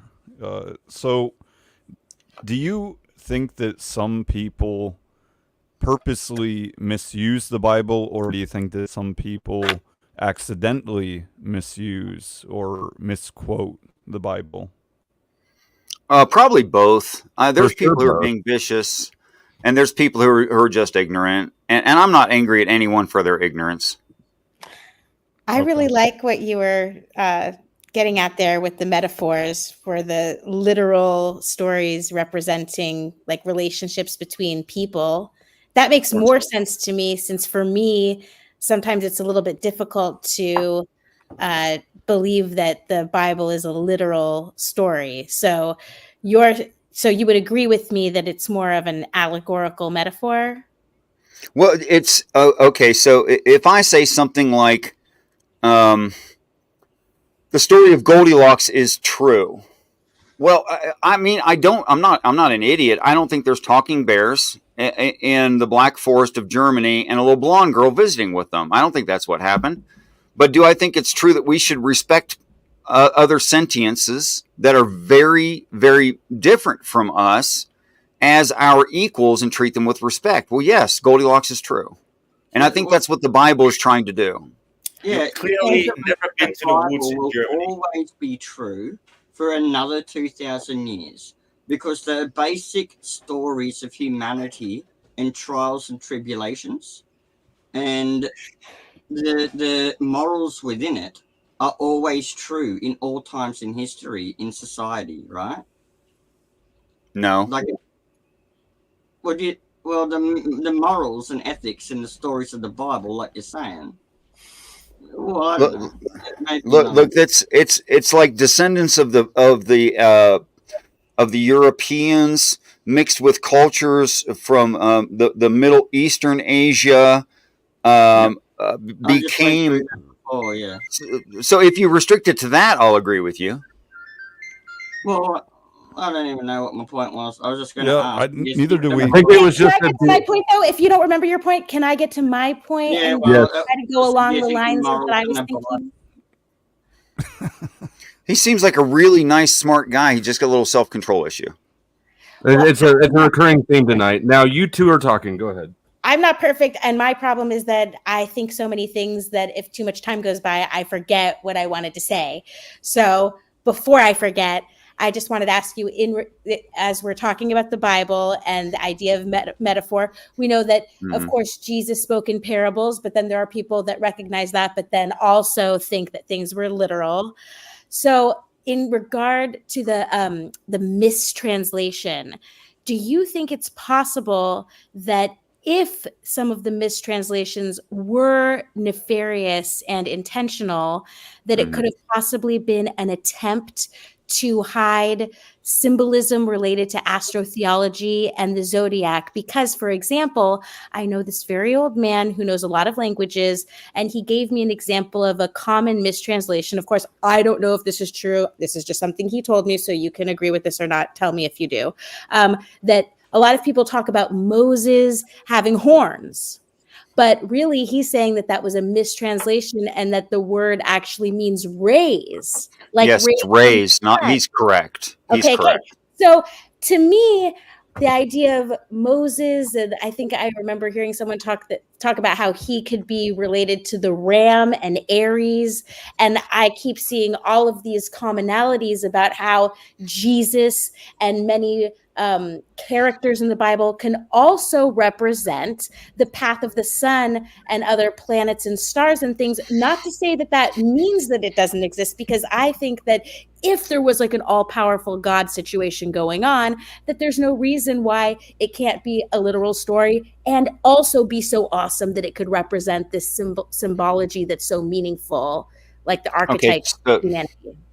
Okay, to confirm your idea, there's an old saying in literature, no Tyndale, no Shakespeare. And what that means is, if Tyndale's transliterations from the Greek lexicon and the Latin Vulgate hadn't existed at the time of Shakespeare, Shakespeare couldn't have read it and been inspired to write his plays in that style. What style? The style of multiple layers of understanding within a singular story. He stole that from the Jewish texts. Okay? That's where that idea comes from. People didn't write stories that way before that. So yes, it's written on multiple layers. To your second point, is there astro-theology within the Bible? Well, that is just so pervasive and obvious. I don't know how it could be denied. I'll give you a few, for instance. About 4,000 years ago, people were worshiping golden calves. That's the age of Taurus. Each constellation that we pass through is 2,160 years. So, yeah, real close on to 2,000 years. In the next 2,000 years, they were slaughtering sheep. That is to say, the ram or Aries. Is this going in the right direction for the zodiac, the travel of the planets through the zodiac? Yes, it is. And then you get to Pisces, the age of fish. And eventually, the apostles ask of Christ, how will we get to the upper room? He says, you will go through the gate. That's the limits of a constellation. Into the city. That's the constellation itself. You'll see a man carrying a pitcher of water. That's Aquarius. He will take you to the upper room. It's littered with it. Dude, I like what you're laying down. I can definitely hang with you for sure. Do you know? And, I mean, aside from that, it confirms in the story of the blessings of Israel on his 12 sons, each and every of the zodiac signs that the Jews still hold as their zodiac. So, Rich, do you know when the zodiac came into play and Sure. with the horoscopes? Do you know what year that was? What year it was? No one knows what year it was. When did we start? When did the zodiac? No, but no one knows what year it was. It's too long ago. Do you know why? So why in no ancient writings is there any mention of the zodiac? What do you mean? There's no mention of the zodiac in ancient writings. There's no mention of the zodiac in the ancient writings, and yet these ideas go back to Mesopotamia and trailing outward into fairly small tribes. What do you mean there's no mention of it? There's no mention of it in what culture, in what way? I think he's saying direct mention of it, and you're getting at there's indirect mention. That's what it seems like. All right, let me jump in and do a little bit of housekeeping. Puck Elf, I can see you back there. I'm going to bring you back up one more time. I'm not going to teach you, though, how to integrate yourself into a conversation instead of trying to co-opt it and take control of it and make it about Puck. If you can't figure it out this last time, I'm dropping you for the night, just like I dropped Premier Hell for the night because he couldn't figure out the same fucking thing. To everybody else watching, just a reminder, you can pay to change people's names, to kick them off, to do all sorts of things. The details are in the description box below the video. May I request that someone pay to change my name to Fuck Elf? I got a good sense of humor, man. You know, I'm down with this. That might incite some donations. I just wanted to. I can't even remember what I was going to say. I believe that. It's all right. You just continue. Are these Jewish bullets? Well, they've been circumcised, so yes. Harrison Sherwin. They look like they're the wrong race. Harrison Sherwin. And let me see on camera, please. That's hilarious. I'm outside. Give me like 1 second. I'm just gonna go inside my house. How many Jewish phallos have you seen to say that they're the wrong color? Well, no, well, I mean, How many they're gold brown. penises have you seen? Just as good a All question. right. Harrison, give me a rock on sign with your hands, and then I'll just drop the thing. Right on. All right. We got a real person here. There you go. So, Based, where were you? Or Rose, where were you? Well, I did have a question for you based on what you were just saying, but I'm going to need a few to remember what it was. Okay, so concerning zodiac symbols and the ancient traditions from within the area of Mesopotamia. I mean, I have a lot of ideas that I wouldn't mind running by you, but I don't want to accidentally move the conversation in the wrong direction. Well, it can't be more of a distraction than we've already heard. Yeah, Right. all I was We going have to say. there's Puck Elf. Puck Elf is here to distract the conversation. Hey, at least he didn't learn his lesson. That's the good news. Zodiac throughout history, in all of our travels, ever since we crossed land and seas, and for 10,000 years, we've got references to the same stars throughout history. And to say that there's no direct reference to the zodiac in ancient art and stories and everything, and how you get around the world, like ancient people didn't think it was flat. They observed the stars and used them to navigate, and they knew it was round. There's more modern people on the internet that are stupid that think it's flat than have ever existed. You joined the conversation. That was beautiful. Done. You were talking about the ages. Even a broken clock. Are you familiar with the Yuga cycles? I don't know that word. Okay, so it's like the Hindu version of the ages, like the Bronze, Iron, Golden Age, but this one is called like the Kali Yuga, the Dvarpa Yuga, the Treta Yuga, and then the Satya Yuga would be like the Golden Age. And so in that way of thinking, it's cyclical, and every age goes for a certain amount of time. But here's the interesting thing about the yugas: the Hindu, they are corresponding the ages with human consciousness. So if we're in the Kali Yuga right now, we're at the lowest of our consciousness and our virtue. And so just a way of looking at that, hypothetically, the Satya Yuga, the Golden Age, we would be using like all of our brain capacity, and we would be just so awesome to each other with no war, and like we wouldn't need cell phones because we'd be practically telepathic. And that our low consciousness, it's like cell phones would be a crutch. Did you know they actually found the ancient city of Dwarka off the Indian coast, and it existed? Okay, now you're off topic again. No, I'm just telling you. Hold on, Puck. Tell me how this is relevant quickly. She just mentioned Dwarka and all these higher planes of Hindi exist. No. Okay, it's not what she's talking about, bro. Look, if you're backstage right now, brother, you're doing free association, and it's really, really interesting, the things that you've learned. But the things that you learned that aren't on topic aren't edifying to the people in the panel.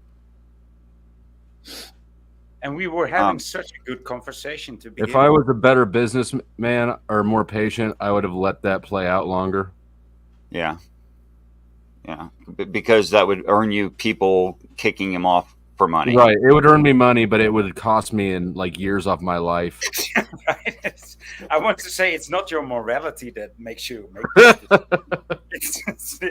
it's your you just want to maintain your body at. All right. Let me welcome Harrison, first time here, and Betty Boop, welcome as well. She's been here before. And Rose, I'm still tracking your question when we get back to it. Okay, well, I don't hi. I want to say hi to the new people first. Hi, Rose. What's up? Do you guys have anything on your mind? You got it.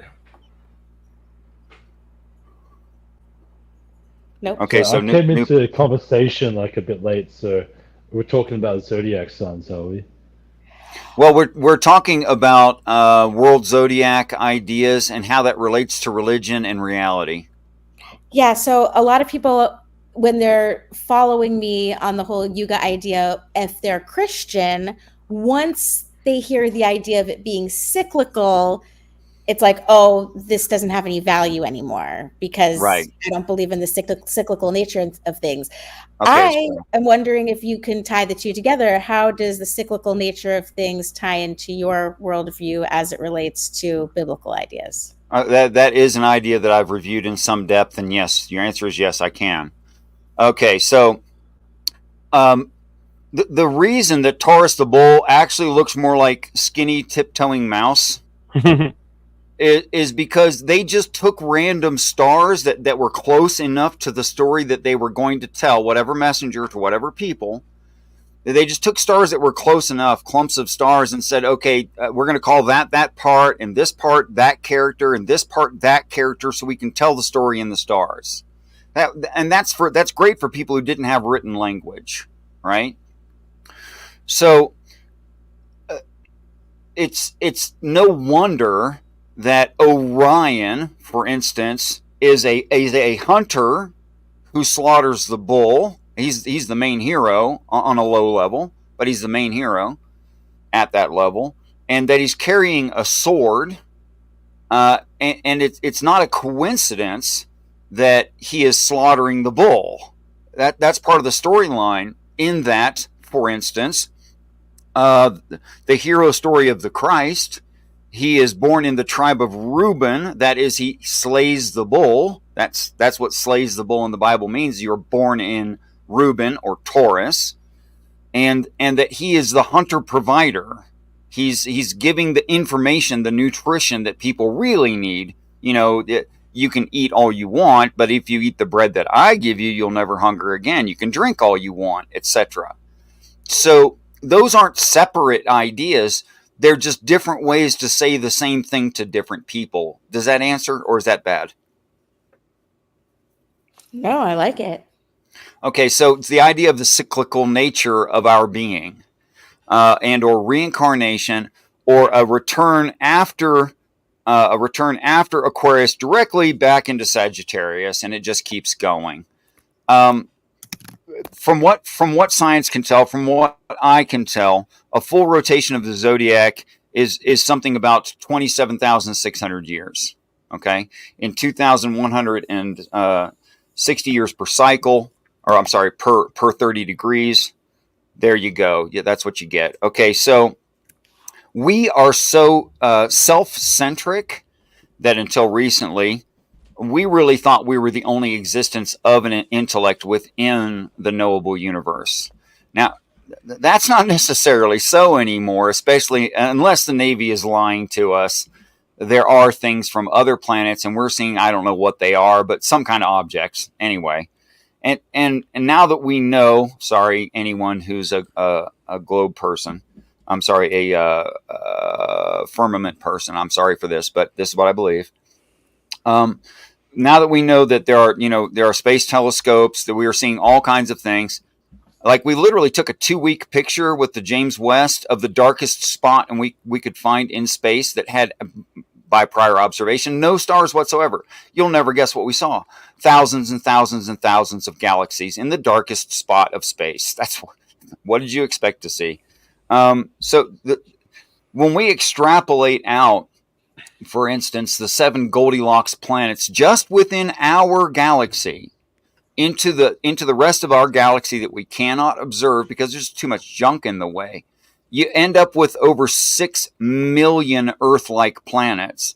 If you extrapolate that out to the known universe, not the universe, just the knowable part that we can see from here right now, it turns out to be something like 6 trillion Earth-like planets. Okay? Well, we are so self-centered and proudful that we think our God did this one time and one time only, and will never do it again. But what the text says is, with ideas, the angels created the planets, the worlds, the places where their children live, the place for man, multiple times, and will do it again. So that's why we have the idea of ancestors or Akashic records. It's why we have the idea that we kind of never started, or we're really, really ancient, and that we never stop. I think that it's empathy with each other of our kind throughout the universe that gives us those inclinations. But, you know, if I understand my grandmother, I know what it means to be old, but that doesn't make me 80. Does that make sense, Rose? Right, right. I mean, even just the fact that the human condition doesn't change, just the fact that I could read a book from the year 1600 and there's an old man telling his grandson, you shouldn't drink too much. And you just feel like, wow, things are just the same. Humans are the same. They're getting pissed and they're fighting over the same things over and over again. So even though allegorically something can seem like cyclical and reincarnation, it could also mean that we are not changing. So like the past is the same as the future. Is that kind of, am I understanding you properly? Right. Okay. So the one way that New Testament is very different from Hindi is a much larger umbrella view of the entirety of the history of mankind in the universe. And then in Christianity, they only talk about end times and just for this one planet. So, like, you can find the story of the Father, the Son, the Holy Ghost, the death and the resurrection in the epic of Ramayana, where Ram and Lakshman are killed by poison arrows and are dead and have to be saved by the Spirit. It's right there. And if you just look halfway down the chain, which is how the story is told, you totally see that relation. It makes me cry. Don't do it. The movie The Matrix makes me cry like that. This Like is I a get like a big, Macho open panel. I don't know if you guys didn't see the title. This is a Macho open panel. No Real cry. men cry. No, they Stop don't. that. That's some bullshit. Yes, we do. So I want to address Rose on the whole. It sounds I like cry, you're kick saying your ass at the same time. You won't be able to catch me when you can't see through the tears. I'll beat the shit out of you and then have a little sniffle afterwards. So, Rose, you're saying some people don't buy into the cyclic nature of the Bible, correct? no, the cyclical nature of the idea of the yugas, where we're all going to be doing like after the we're in the Kali Yuga, so next we're going to go to this Yuga and that Yuga. There will be a golden age, and we're all going to be awesome, like superhuman, like in comparison to us now. But then eventually, like depending on your opinion of how to do the math, maybe 4 million or 4,000 years later, we'll be back down here in the gutter again. Right, but just getting to the cyclic part, you're saying there's people who don't buy into what that is cyclic. I mean, just one sentence. The Christian worldview is linear and singular. Yeah.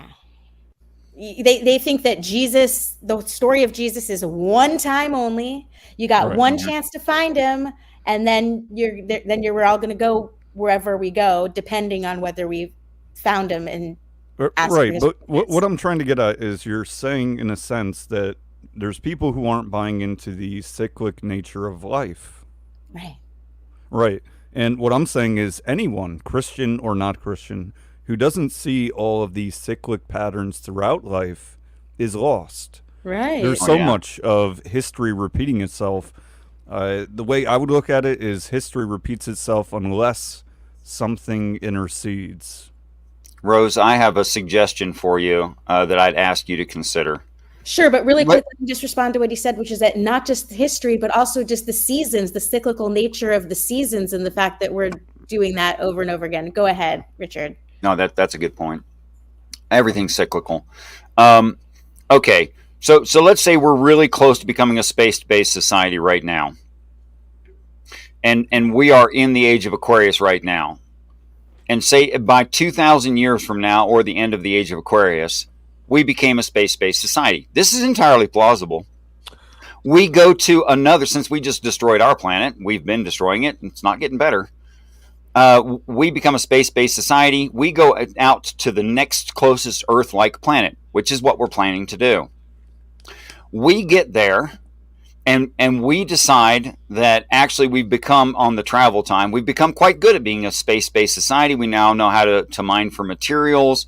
We now have no money. There is no people starving to death in this space-based society. And we get to another planet, and we notice that evolution had happened there too, which is not impossible. And what we see that developed from the naturalistic process of evolution is a human. We find humans on that planet.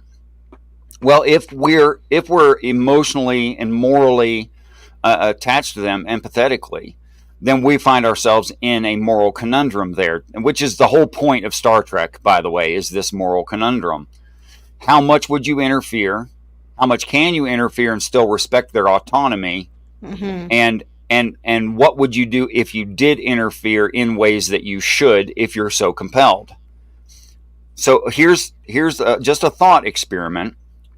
At the end of the age of Aquarius, people have become technologically advanced enough to leave their planet. They go to another planet and they find someone who just got into Sagittarius. You see my point? That it would never end. That would just keep going forever. Where it doesn't make sense, minus some kind of, extreme, unforeseeable, stupid act by all of us, that we'd go back to from the age of enlightenment into absolute stupidity. Or in the Book of the Dead, the man goes from running forward into crawling again. That doesn't actually make sense. Yeah, it does. So it corresponds perfectly with human nature. There's a book. Well, there is the deterioration of the mind with age. I can't argue that, but with comfort, when we don't have problems, we create problems. Well, we've seen that cycle happen so many times, Flo. The whole idea of the Enlightenment is to get past repeating that cycle. I'm not saying you're historically wrong, not at all. But I think because of the human condition, the whole bad times create strong men, strong women create good times create weak men, yes. Weak men create bad times, right? That's a cycle. Absolutely. And that continues to happen as well. So absolutely. There's a book, I can't remember what the guy's name is. It's called Children of the Sun. And it's this guy that basically did a really in-depth study on the migration of civilizations across the earth. And what his research showed him was that civilizations started off advanced and then regressed. No, don't say no. That is what his research found, Richard. That's what I just have an alternative suggestion. That's all I meant by no. I'm sorry. Right. But that's what he published in his book. All of the evidence from the archaeological evidence shows this deterioration. They start off really advanced, like with incredible buildings, incredible building skills, and then over time it deteriorates, gets less and less sophisticated until they end up disappearing.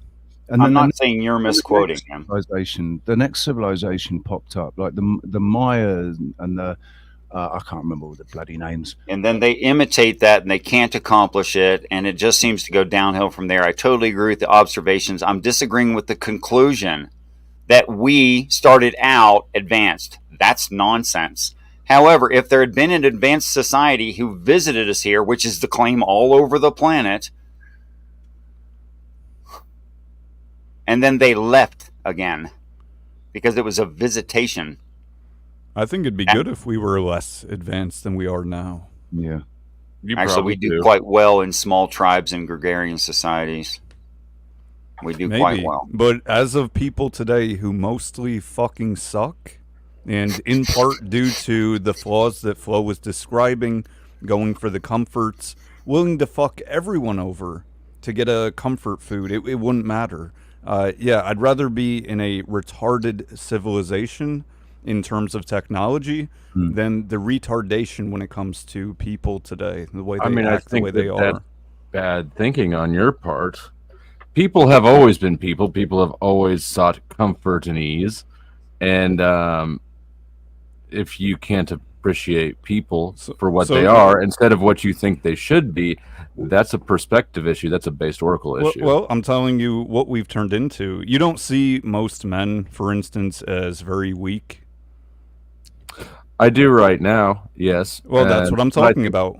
But I think it's human nature. I don't think men used to be stronger constitutionally. I think that their environment was different. Men can be lazy right now, which may be conceived as weak.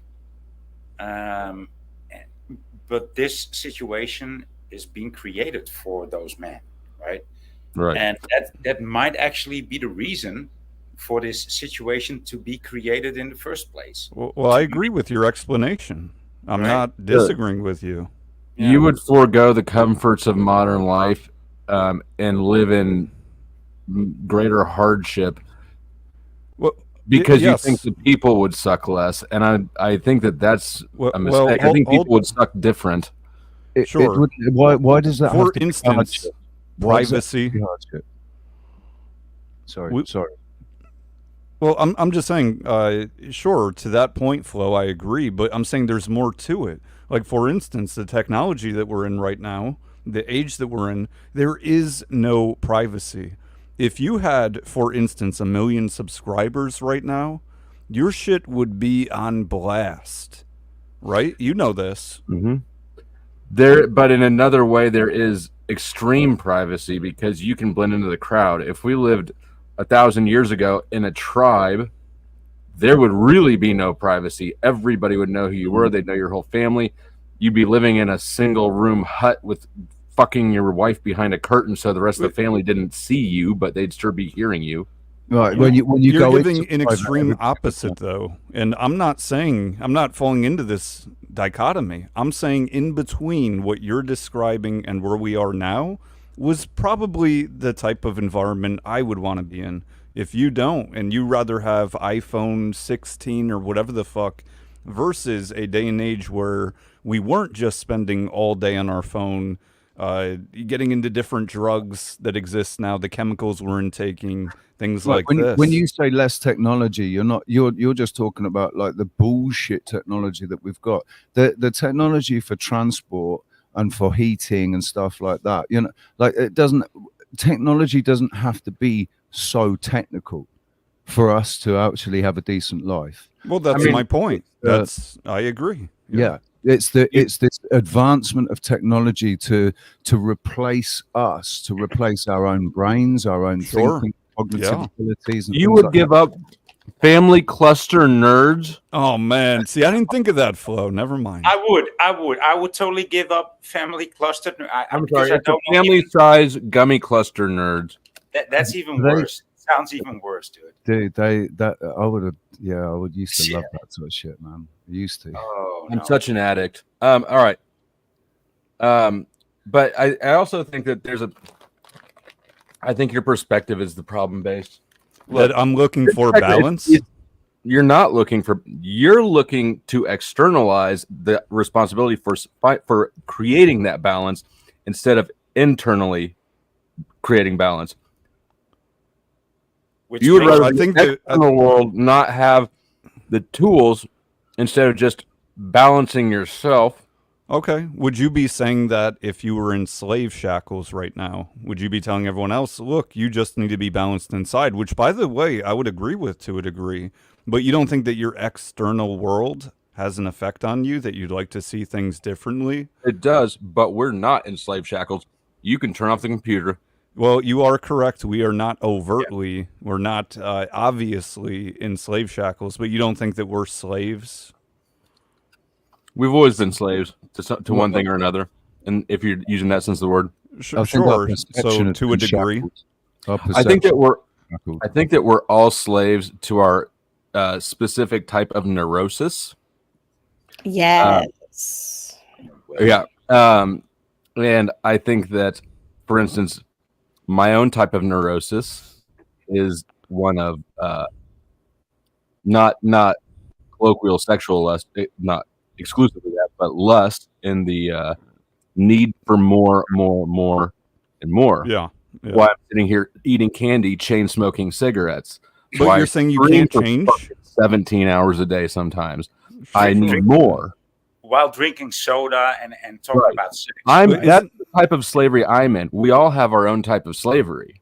Yeah, no, I agree with you, but And that's distinct to us, the individual. That's not because of the world around us. I'm a Sure, but slave. isn't that kind of black pill mentality, though? Like you're saying that you can't do anything about it. It's impossible. No, I don't think so. Well, no, I'm saying that I think that you can You're do something succumbing? about it. I am succumbing right now for sure. I think I guess, but I'm not really so much when you consider how I used to succumb. This is definitely a step up. That's good. So you've improved. So you've shown that you can change. So Right. you're You can less change, of a but slave you gotta than you used to identify be. the issue first. Sure. I The, agree. the true slaves are the ones what that I- aren't aware of the neuroticism that like drives them. Agreed. right. Yeah. So awareness, self-awareness, right, is implicit in your unshackling from what can be considered slavery in terms of what we do to ourselves. It's integrating the shadow. We have to be aware of the less desirable aspects of ourselves before we can integrate them into a healthy whole unit. That's part of my problem with Christianity, conventional Christianity, is that it does the opposite. It says reject the bad parts of yourself, try to be perfect like Jesus. Well, you're not going to ever be perfect. You got to just learn to transmute the bad parts of you. So would you rather shoot for underachieving in a sense rather than shoot too far and land I would halfway? rather reset a broken bone than keep walking on it and pretend it's not there. Right, but isn't that a false dichotomy? Are those the only two options? I think so. Don't you think that even Jesus had a rage quit moment once he When he died? No,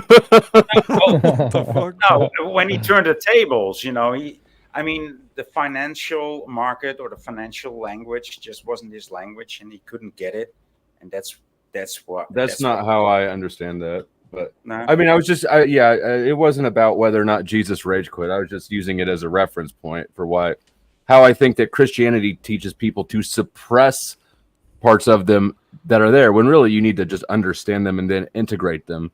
My obsessive need for more can be turned into a good thing, right?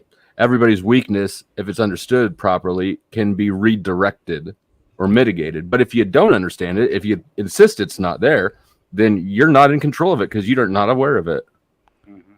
So you're saying your weaknesses can be strengths if utilized differently? They can at least, yes, I would say that in the right context, they can be strengths. I agree. Do you think that's like internalizing them is when you go wrong, but if you externalize it, it's not as bad? Would you say that again? I didn't follow the question. So basically, like, let's say you have a drive for lust, right? If you're internalizing that, then you're trying to keep it for yourself. Whereas, like, if you externalize it, then you're like doing it for everyone else. Like, So you're saying to be a porn star? I mean, is that what I'm hearing? That's what you are hearing. Well, where am I wrong? How would one externalize that? Explain. I think that more for everyone around you. Like, so like imagine running like, trains? What do you? Okay. So who's the Michael Jordan, right? He had a really bad gambling habit, right? Okay. And that drove like a lot of his career, right? And he achieved like all these accolades, amazing things, right? Whatever. But like he did that largely through his terrible gambling habit. I don't know that, but I'm listening. Okay, well there you go. But like, I guess the question is like, can you achieve everything you would be able to achieve in life without having like these things that like enslave you essentially? Not in the same way, I don't think. I think that to some extent that these neuroses, and I'm quoting his name is Claudio Naranjo. If anybody's curious where I'm getting these phrases from, like the use of lust or neurosis. Anyways, I think that they drive us for better or for worse. Absolutely. Michael Jordan, I don't know about his gambling shit, but I do know that he had that dude's ego is off the chain, and that's worked pretty well for him. I'm sure it's been miserable to live with. I'm sure his personal relationships are disasters, But he is the best basketball player ever. Right. Isn't he the one that got AIDS? Isn't he the one that got AIDS? Michael Jordan. No, that's Magic Johnson. Oh, right. So, Flo, you think that his ego or how he presents himself isn't in line with how it should be? Like, as in maybe he's not that important? I don't know that I think of how things should be, just what it is. I'm not placing a value judgment on it. I'm just... Right. When you say he has a big ego, I actually don't know what you mean. I'm not too familiar with him in terms of his personal life or anything. I don't know his personal life either, but he's insanely competitive, and which you'd have to be, right? That's no surprise. But right. to like to just a crazy petty degree, I just feel like he would be an impossible person to have any. You can't be that petty and in your own ego all the time. Right, but was he maybe acting? I don't know. I'm just... No. Here's the question. I don't believe so. Could he have done what he did if he didn't have that attitude? No, probably not. So he got cut from his freshman year basketball team, and that motivated him to become what he is today. Right, like he's just that sort of driven. Like, I'll never get cut from basketball ever again. Right. So if I connect the dots, then if it's necessary for him to have that ego to become who he did become in terms of the best player, and you're saying that because of that ego, I'd imagine his personal life relationships are terrible, then are you, I mean, it sounds like you're necessarily saying to become the best basketball player or football or whatever the case, that you will have a bad personal life. I was not saying that, but I do not think that's an inaccurate statement. I think that if you want to be the best in the world at anything, you're devoted entirely to that. Yeah. So you're sacrificing your personal life. They would be hell or something like that. I mean, yeah. To be the best basketball player on earth, you have to be like the level of competitiveness and single-mindedness, if nothing else, just time, just the time away from home, devoted to that is going to fuck up a lot of personal relationships. But on top of that, the personality type that's going to want to be the best more than they want anything else in life continuously at all, like that personality is going to be a hard one to get along with. I agree with you. Now, would you also say then it's a bad thing to aim for? Right? It wouldn't be good for you to aim for. You wouldn't want your kids to aim for, knowing the side that comes with it. Because at the end of the day, isn't he just throwing a ball? I mean, I can appreciate it, but I'm just saying. Dedication. I think it's dedication based. He's making I mean, I don't think it's a bad thing to aim for. He's massively successful on a lot of. Well, no, you're saying he's not successful. I don't think this is preventable either. Like, why do like filthy rich people, when they like used to work a dead end job, why do they have this switch of like, I'm gonna start my own business and then become filthy fucking rich and just keep going? It's because they had some turning point in their life which drove them to be that kind of person. That's or they're that type of person to begin with. Exactly. That's why I've got my whole income for the past 4 years has been just a bunch of side hustles. I have not had a job for 4 years, right? That's because I'm a terrible employee. I need to be in the direction of my own time, even if it's, no matter what it is. Similarly, I don't think there's a right or a wrong answer to this based. I think that there's a personality type. Is it worth it to, like, my kids? If my daughter, if it was worth it to her to sacrifice the rest of her life to be the best on earth at whatever it is, then I'm not going to stand in the way of her, but I'm not going to suggest it should be, because it's not for almost everybody on earth. So I'd like to relate to that. So, for instance, happened to be Andrew Wilson said measure of success is family, good family, implicitly. And I agree with that. But would you then disagree with that? I mean, because this narrative tends to disagree with it, saying that the personal life would be sacrificed for success. I don't think that there is a universal measure of success. I think that is relatively personal. I do think for most people that is accurate. For me, it is accurate, right? That's a big part of why I don't why I want a whole bunch of side hustles instead of a career is because I want to be able to do what I want with my family when I want to. I do prioritize that, but I don't think. I think that you have to have experience. Like, I spent enough time in jail, concerned about going to prison for 15 years, that now I actually appreciate the things that a lot of people take for granted in that regard. Right. So I don't remember where I was going to land that. Actually. No, I mean, that makes sense, though. I got you. I think it depends on whether or not you see something as important enough, and that's for personal reasons, as Flow State was saying. That you see something as important enough that you would sacrifice other things in order to get that, and that could be anything. For me personally, I gave up all of my normal life, all of the stability, in order to have these kind of conversations with people like yourselves. Yeah. So I get it. You're saying, Flo, for instance, or there's anomalies who are willing to make that sacrifice. They prioritize differently. Nothing wrong with that in a sense. But what I see is in society, from the top down, the news, TV, music, etc., is incentivizing those anomalies to people who otherwise are not. We're not. Absolutely. I agree with that. I think that people are sold a lie. They're told to want things that they don't want. We think we want things that we really don't, right? Like, I've made a lot more money than I make now. Was definitely more miserable. Would not go back to that. But we're not given a chance to figure out what we value. And I think that that's by design, honestly. Yeah.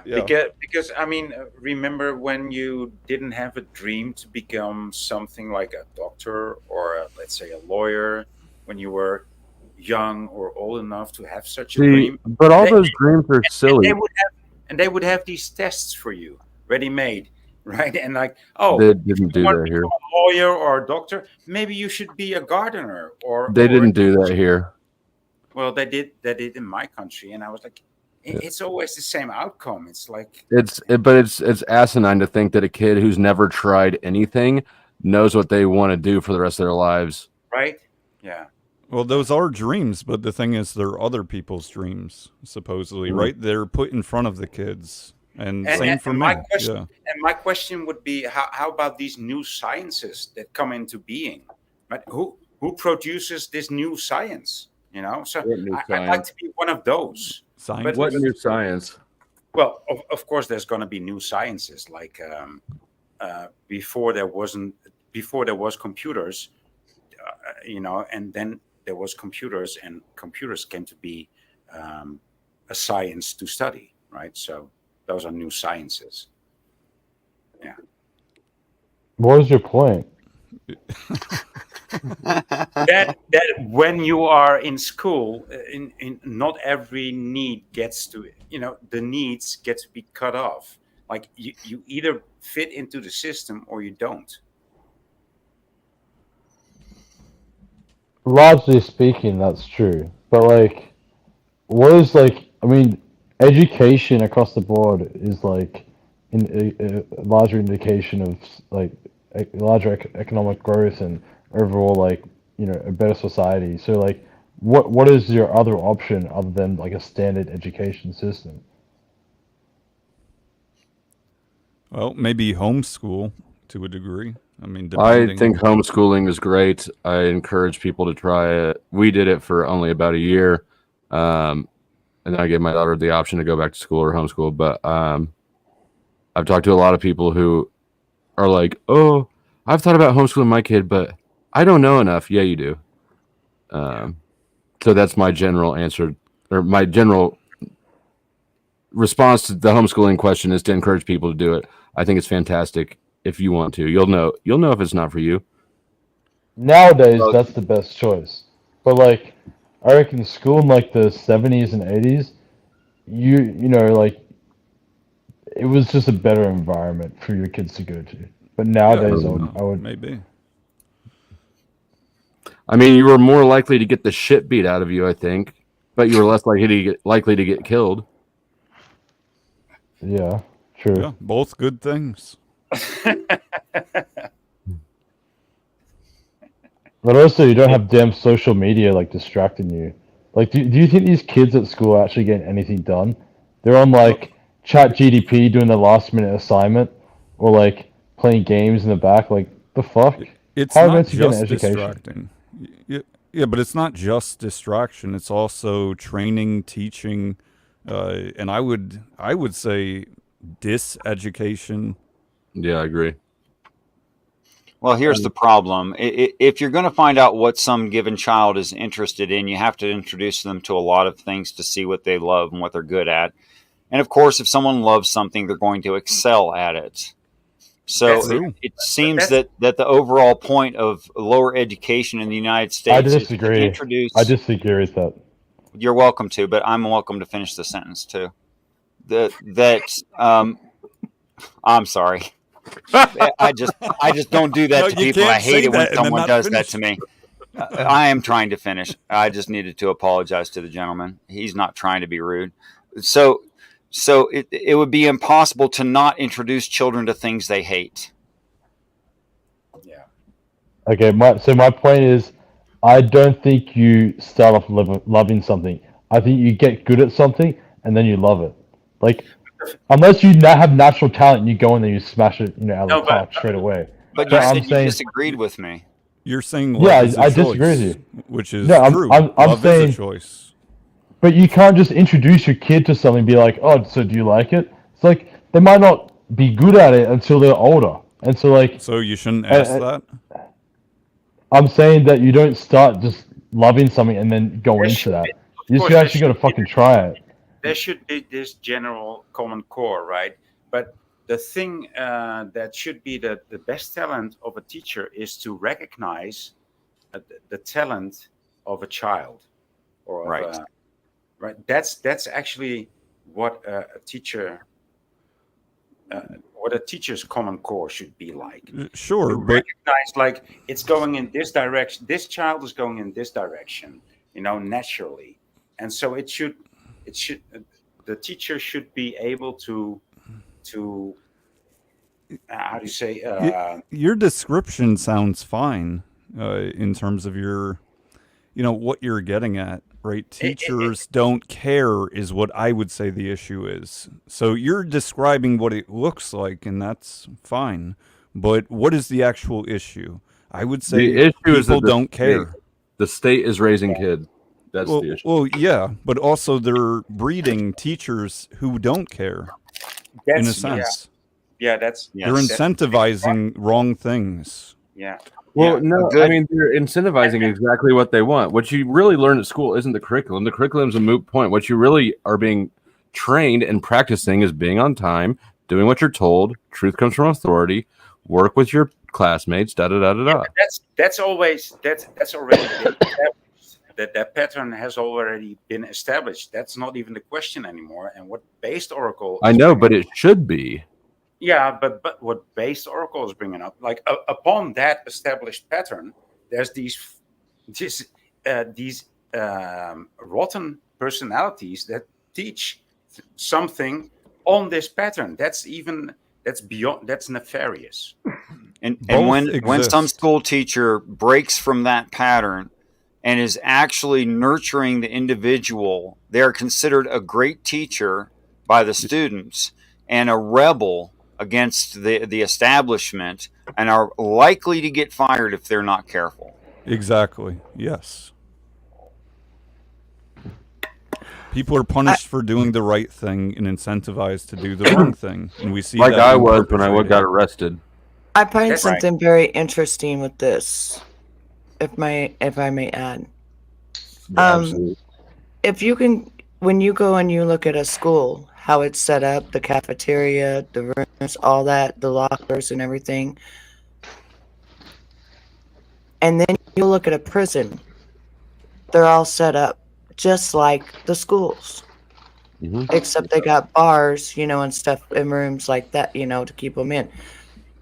Why are they almost pre-programming them for prison?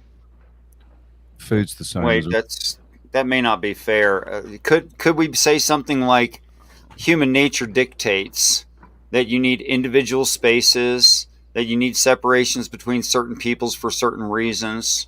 I mean, it might be that we're humans is the commonality, not that we're preparing children for prison. I agree with both of you. I think that ultimately what we're doing is we're containing and managing big groups of cattle.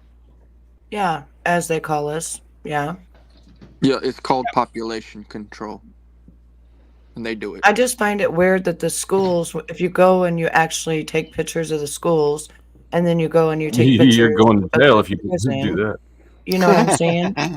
Then it's like, well, I wouldn't take pictures, but I mean, if you put pictures that's already on the web, you know, up against prisons, you know, it's like it's the same thing. It's so weird that but you're you're naming correlation. You're describing correlation, and there probably is some causation, but it's not necessarily full tinfoil hat. That's exactly what's going on for exactly that reason. I think there's a lot more to it, but what you're describing is somewhat accurate, I would say. I mean, you're talking about the layout. I'm talking about the food tray. I'm talking about the layout. Yeah. I'm talking about being a line when you walk. I'm talking about it all. Like, if you just remember, go back to when you was in school, and then if you watch people that's in prison, they're doing almost what they did in school. We get in fights on the playground. Not everybody gets along. You know, you have your little it's group all the of same friends. because inmates are treated like children. They don't get to decide for themselves. That's what I'm saying. Yeah.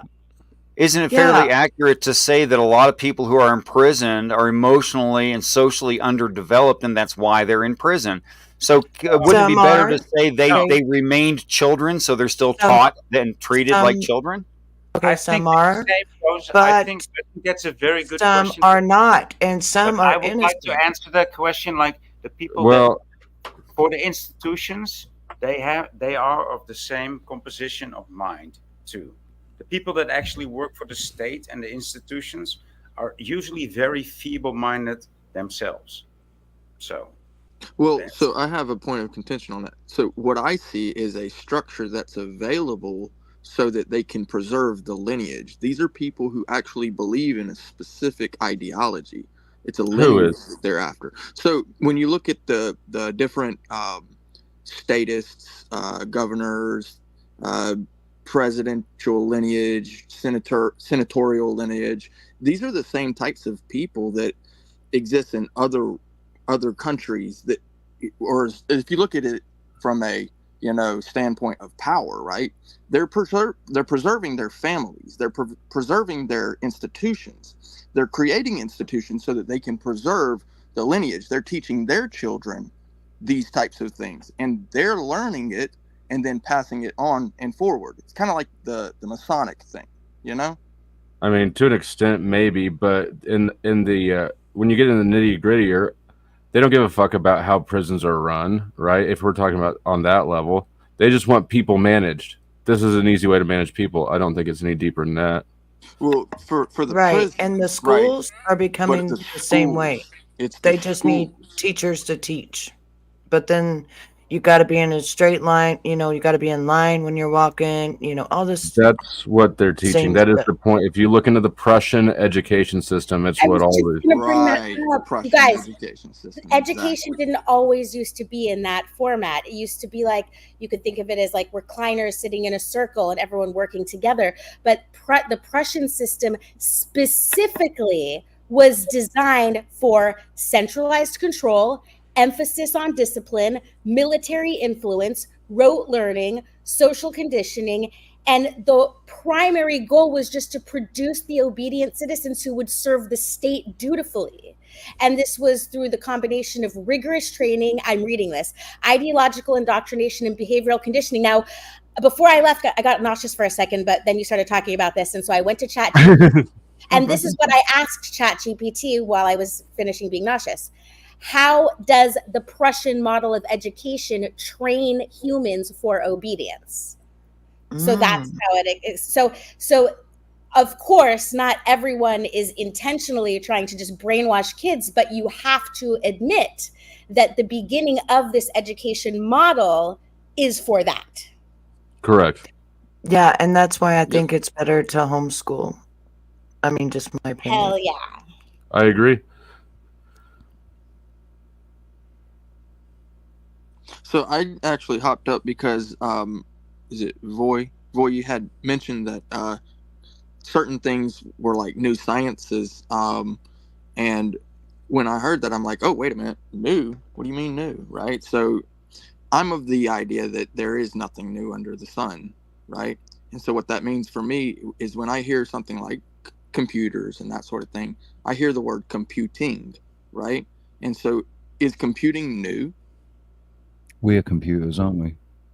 Right. Not only are we computers, but so in that broad sense, right? But counting the number systems, the art systems, the visuals, the sounds that are produced by the computers, it's definitely a interesting way of organizing it. But the molecules, the substance, it was already there, right? Well, yeah, binary decisions were already there.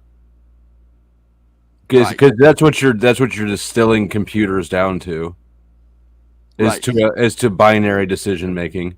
So that is nothing new. This observation doesn't it's not wrong. It's just like, are you high? I'm the hippie on the panel. I get it. I mean, I don't know what to do with it. Like, it is a correct observation. Right. What do I do with it? Well, because the idea that something is a new science, right? So like, the study of the stars would be like astrology, right? And we observe out into this universe or whatever. If we find something, somebody, brings that information to the table and they say, now I found new science, but there is nothing. There's nothing new. Yeah, it's only new to the individual or new to us. It's always been there. It's just we've discovered it, but it's always been there. Like the Here's idea. a question for you. Do you think there's ever an original thought? Oh, that's a question that I've asked, and me and a few of my friends have asked. I say that no, because I don't think that thoughts are something that originate in the brain. But I think, well, okay. But let's take, for instance, right, an original thought to create a new science, right? Now, how are thoughts formed? Well, partially it's with us sort of integrating with reality, and as well as like our own experiences, and like collectively that's what originates like a new thought.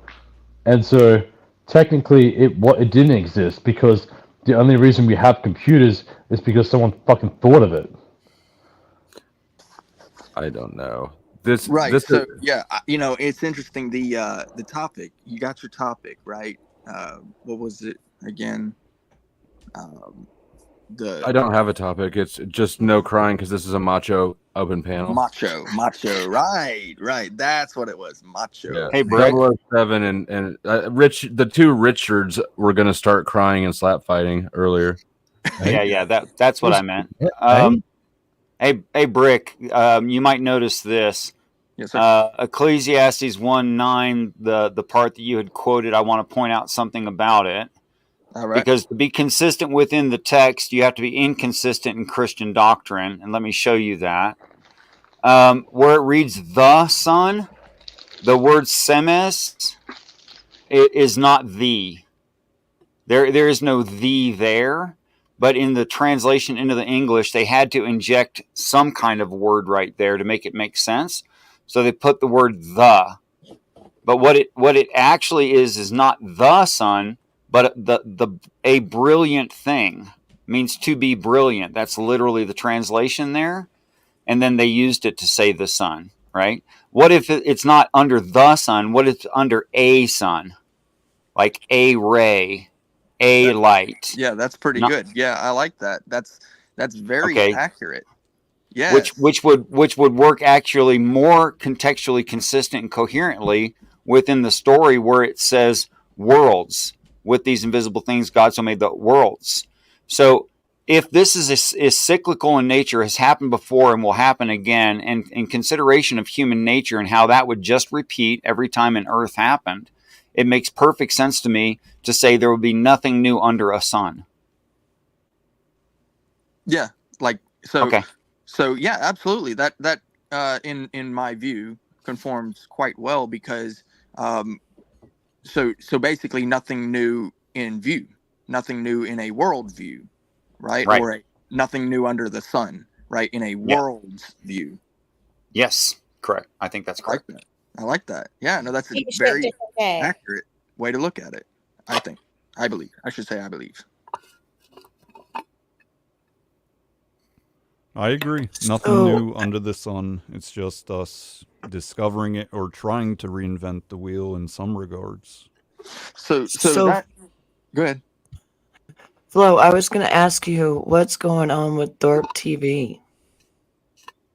Not a clue. What does that mean? Their video was taken down, and then when you go to Grace's live videos, they're all wiped. Maybe it's because Grace and her dad were in the same place for the 4th of July on that stream, the last stream I saw. I thought it could be. I thought that thing was over. I don't have any idea. Oh, okay. Well, I think that there's an attack on the channel, I would say. Sounds Remember that reasonable. day that me and you was up there and we were making money for Grace to go to Miami? You and we made like $500 for her. We didn't make shit. She made that on her own. we made it. But anyways, he wouldn't let her go. That's not. I think that that's shitty. Yeah, that's petty. Yeah, I He think sucks. it's shitty. It's shitty. He does suck. But that's just my opinion on it. I'm sorry. And I wanted to say one more thing. When I said the stuff I said the other night, I was just fucking with you. Just know that I don't share. Your audio is share- your connection is getting weak. It's okay if you want to fuck. I get Are you it. there? Yes. Can you hear me now? Is that Yeah. better? Okay. Yes. No, I don't want to fuck. That's the thing. I just say that shit just to get responses. That's it. I just fuck around with people that I know I can fuck around with. You know what I mean? That don't take me serious. Yeah. The more you deny it, the more it confirms it. Oh Lord.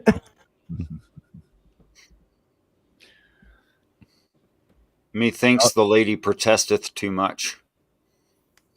See what I mean? That's what sort of what I was saying. I've had the snafu crew in my streams, my music streams. They don't stick around for very long, but they're it's that lot that are part of the cancel crew, isn't it? Yeah, they're lame. Did you see the beginning of the stream? This stream, no, I was asleep, mate. Yeah, it's just more. I mean, I don't know. There's nothing else to say about them. They're just are what they are. Harrison, do you ever stop eating? No, dude. And where do you live at? Because you're wearing some not summer looking clothes. I know. Well, he's in Australia, mate. He's got an Australian accent, so I'd say he's in Australia where it's winter right now. I'm in Sydney, Australia. Okay. Yeah. Yeah. But why am I eating? I've worked why? 12 hours. I worked 12 hours and I've barely eaten, and so I'm just like smashing everything because I'm starving. Fair play, dude. I'm just jealous. Plus, he's about 30 years old and probably has a fairly high metabolism. Yeah, I thought he was asking why you eating on camera. And he wants to survive. He doesn't want to die, you fucking weirdos. Yeah. Right? What Poor was guy. eating? Tasty, man. Poor guy's eating. He gets in trouble for eating. I'm sorry, Harrison. Tell them to mind their own business. Eat some more food. People say the same thing to me. Why are you always eating? It was because I'm fucking always here. I'm bored. It's time for me to eat again. Jeez, why are you always breathing, Flo? What's wrong with you? I know, my bad. So Richard, I had a question earlier. What else do you do for fun? I don't do anything else for fun. Nothing at all. No, I'm serious. You can on my channel, one of the regulars guy calls himself Harple Blues. He's a harp player locally. He and I know each other on a personal basis. If you ask him what all of our personal conversations have been in public, all the time he's known me, he's going to say one topic. I mean, do you like have a motorcycle you tinker with, or like you can't just be thinking about shit all the time? Yes, I can. You can't stop me. Well, you'll think better if you take a break and mow the fucking yard, or. I mean, he's pretty good at it. Though. No, I mean, no. Some people are just obsessed and driven, and the only thing I love and care about is people and truth and how truth is expressed throughout the planet. I really do not care about anything else. Are you married? No. No, you can't be married if you have that conviction. Come on, that's not it.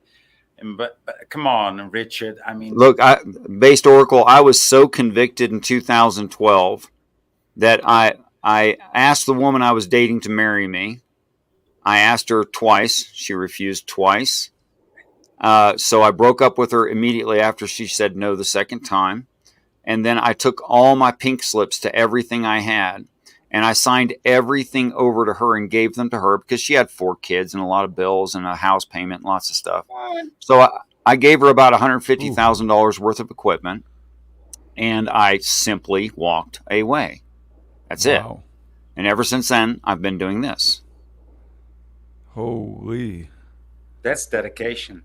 So essentially, you gave your girlfriend that.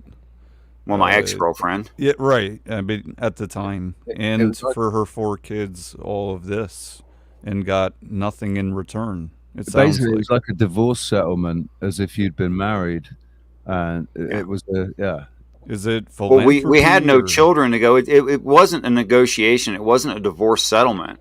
It's just she was there, and I suddenly realized how much materialism was in my way.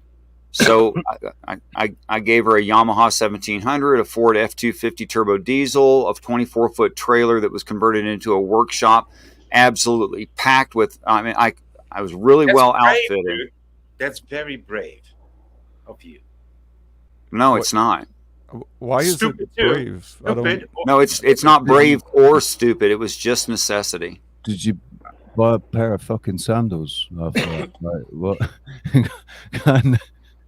I literally walked out of there with a jacket, a Bible, and a full set of clothes and a pair of shoes. And it obviously would have been different if you basically did that for the kids, right? Like your heart went out to the kids. It's not their fault that you're breaking up. Is that your? I mean, I liked the kids just fine. They were fine. I don't have anything against those people. She was just there. They weren't your children, though, were they? No. So you would have done the same thing, left her with all of that equipment without there being any kids involved, just for breaking up? If I had been in between women, then I would have given it to all that to my roommate. I was just going to ask you that. Someone anyway, okay. Yeah. Okay, I got you. Well, you made a single Mother's Day, I guess, so that's cool for her. I hope so. Did you ever hear from her? Mother is Based Oracle's mom. Yeah, thank you for the shit. I like the Yamaha. I know it probably. I did a wheelie. Damn it! I knew I should have taken a screenshot when I came up with this theory. But for those of you who have not seen Based Oracle and Richard Demolished Auction side by side wearing the same shit. Oh yeah. Well, wait a minute. I've always worn a black shirt before I met him, and recently I have zits on my forehead, so I started wearing a ball cap to cover them. This is damn embarrassing. And that's the only reason you're seeing me in a ball cap recently. That's the only reason he's copying me, Flo. Yeah, that's why I'm copying him. Interesting side note: Based Oracle also has forehead zits. Yeah. Oh my gosh, they're real bad. Yeah. How much coincidences do we have? Do you have 2 nostrils? I have 2 of them. Yeah, and ears. Look at you Oh guys my trying God. to cope with the reality that Wow. we just reunited a family here. Spooky. Get fucking room, the two of you. Yeah, I got a super small dick too, so that happens. Yeah, me too. Yeah, no, somebody just clipped that and cannot wait to use it somewhere. It's like baby genitals. It's really embarrassing. Yeah, that's what happened. Yeah, good times. That's good. Yeah, so I just gave everything away and walked away because it was in my way. I would have given it to anyone. It wasn't special that I gave it to that woman. She was just there. Thank you. Just gave everything away with the baby genitals. Come on. But surely you chose her because you kind of felt like you'd have goodwill if you did. Well, she was a single mom, as Flo pointed out, she had 4 kids. I mean, you could give it to someone, they'd make worse use of it. Like, I suppose she probably made good use of everything. So Question for you. more to the point, were you getting at that you live in minimalism, or you have since? Well, I've been gifted a lot, and everything that necessarily I needed for the kind of physical work that I do has been replaced since then easily. So, but I live a very simple life. Okay. That sounds kind of cryptical. Is it you that was Rich? Was it you that said you don't pay rent, you don't pay? That's correct. For water, you don't pay for your food, you don't pay for anything. No, I do pay for food and cigarettes. That's bullshit. Whoever is supporting you should be paying for your cigarettes too. That's fucked off. They're getting expensive. They are. It's like $10 a pack for mine, and I don't even buy the cools I want. I buy L&M menthol shorts because nobody has donated this motherfucking stream. That's why. All 50 of you freeloaders watching right now, you're the reason I'm not smoking cools. I'm smoking out, and they're gone. Flo, they're like 17, 18 a pack here. That's crazy. Fucking wild. What are you in New York, Connecticut, Northeast, somewhere? Where are you? Yeah, yep. €1.80 for 20 red stripe, I think they're called. €1.80, which is about $2.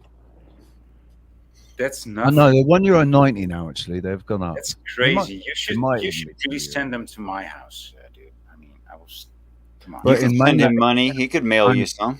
In mainland Spain, the price has gone up, so I don't know if the price is going to go up over here as well now as a result.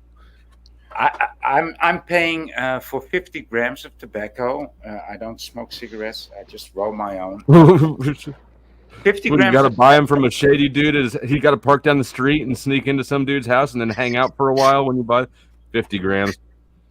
Go ahead. No. But it's $25, dude. It's $25 here. It's crazy. I don't know if that's crazy or not. €5 for 30 grams here. Yeah, that's reasonable. You guys and your drug dealing. Maybe it's a good reason to quit unless your doctor prescribes them to you. 'Cause they could be life-saving, apparently. According to the 7-Eleven counterman, aka doctor, cigarettes in mainstream form have many benefits, even to the chemicals. Now, in his defense, I have heard of doctors prescribing cigarettes, but it's normally a cigarette a day. So they have started to recognize and admit that nicotine is not harmful. It's not the nicotine that's harmful. Nicotine has actually got healing benefits. That's why tobacco was always a sacred plant. They've admitted that it works against the coof. It works against all kinds of stuff. Stops it. It helps with inflammation. I think there is a push to get people to stop smoking because it does actually have health benefits, and it stops some of the things that that they're trying to actually impose on us. I'm a little bit confused. That's pretty far-fetched, bro. I don't. Wait. You're saying nicotine has benefits, which I've seen those scientific conclusions or whatever, but you don't need cigarettes to get nicotine. No, right? no. But they're stopping nicotine vaporizers as well, aren't they? I think there's a lot of nicotine in broccoli. Yes, nightshade plants like red bell pepper too. They don't tell people that though, do they?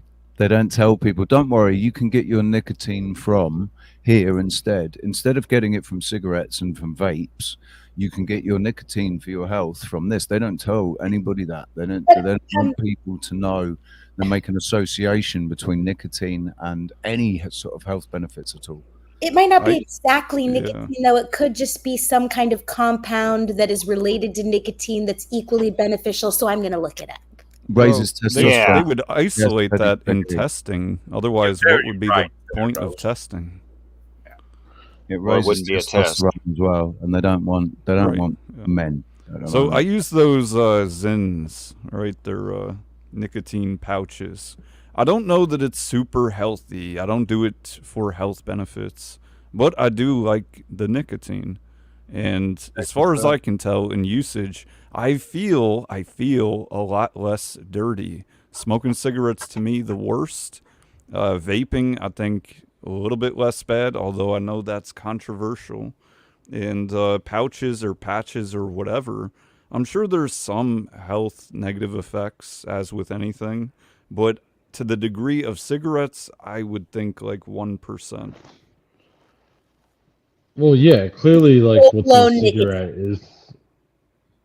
Yeah, there's studies that I've read on nicotine. It's just the substance nicotine. It doesn't include any cigarettes or vapes or anything. Like, I don't think caffeine in moderation is bad. Some people do. I think if you have 10 cups of Starbucks with like 500 grams of sugar across them, that's probably not fucking good for you. The people who do that, I don't need to be a scientist to see the people who regular that aren't looking too good. I don't know what you're talking about, man. I look awesome. The problem for me with the cigarettes isn't so much the nicotine itself, it's the smoke, right? The smoke inhalation. There's carcinogens, there's carbon atoms that you're bonding to your lungs. So I smoked for 8 years. Well, we're made out of carbon, so that's fantastic. Yeah. Filters are bad too.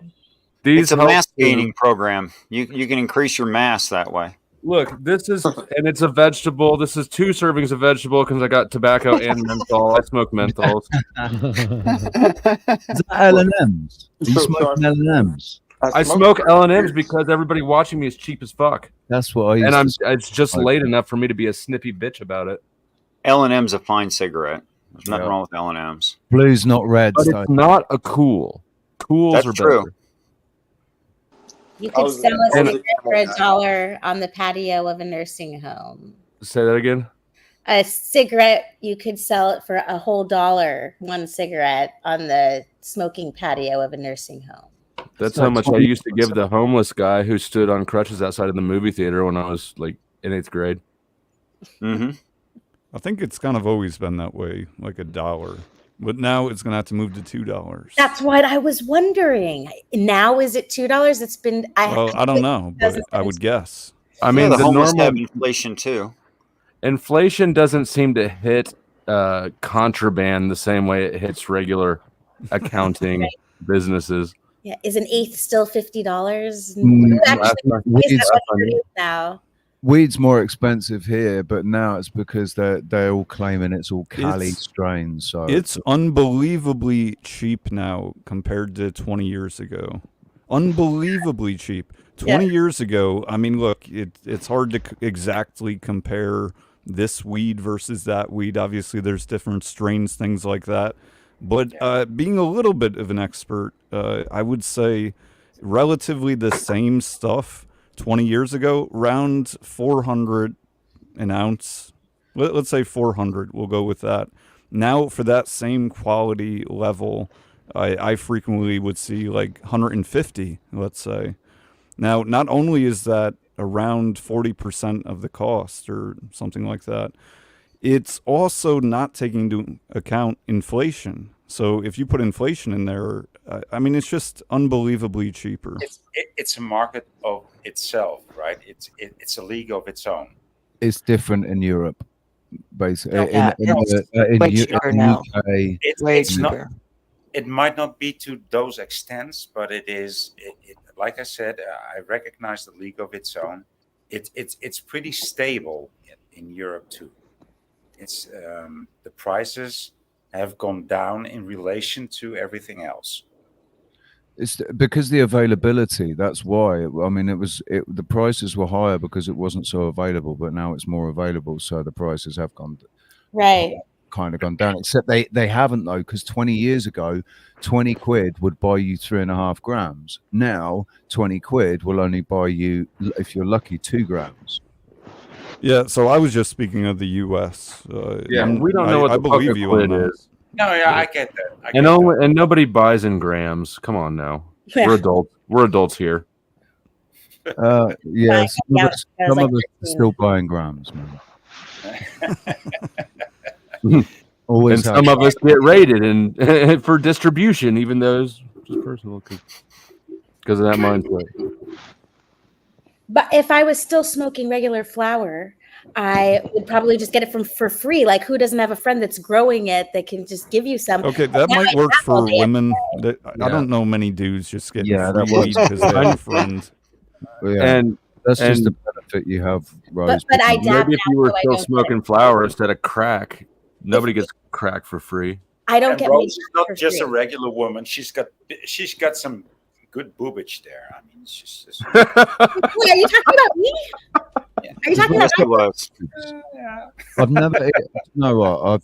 I've never thought about Rose's boobs until now. Well, there you I don't go, think Rose. he has them. Yeah, so maybe there's reasons you got it for free. I just don't think that's. Oh the yeah. norm. Speaking of boobs, Betty, I put my email backstage if you want to like send pictures. Yeah, I sent you an email, but no news. Oh, did you? Okay. Oh well, I guess I'll check it later then. If it had boobs, he'd check it now.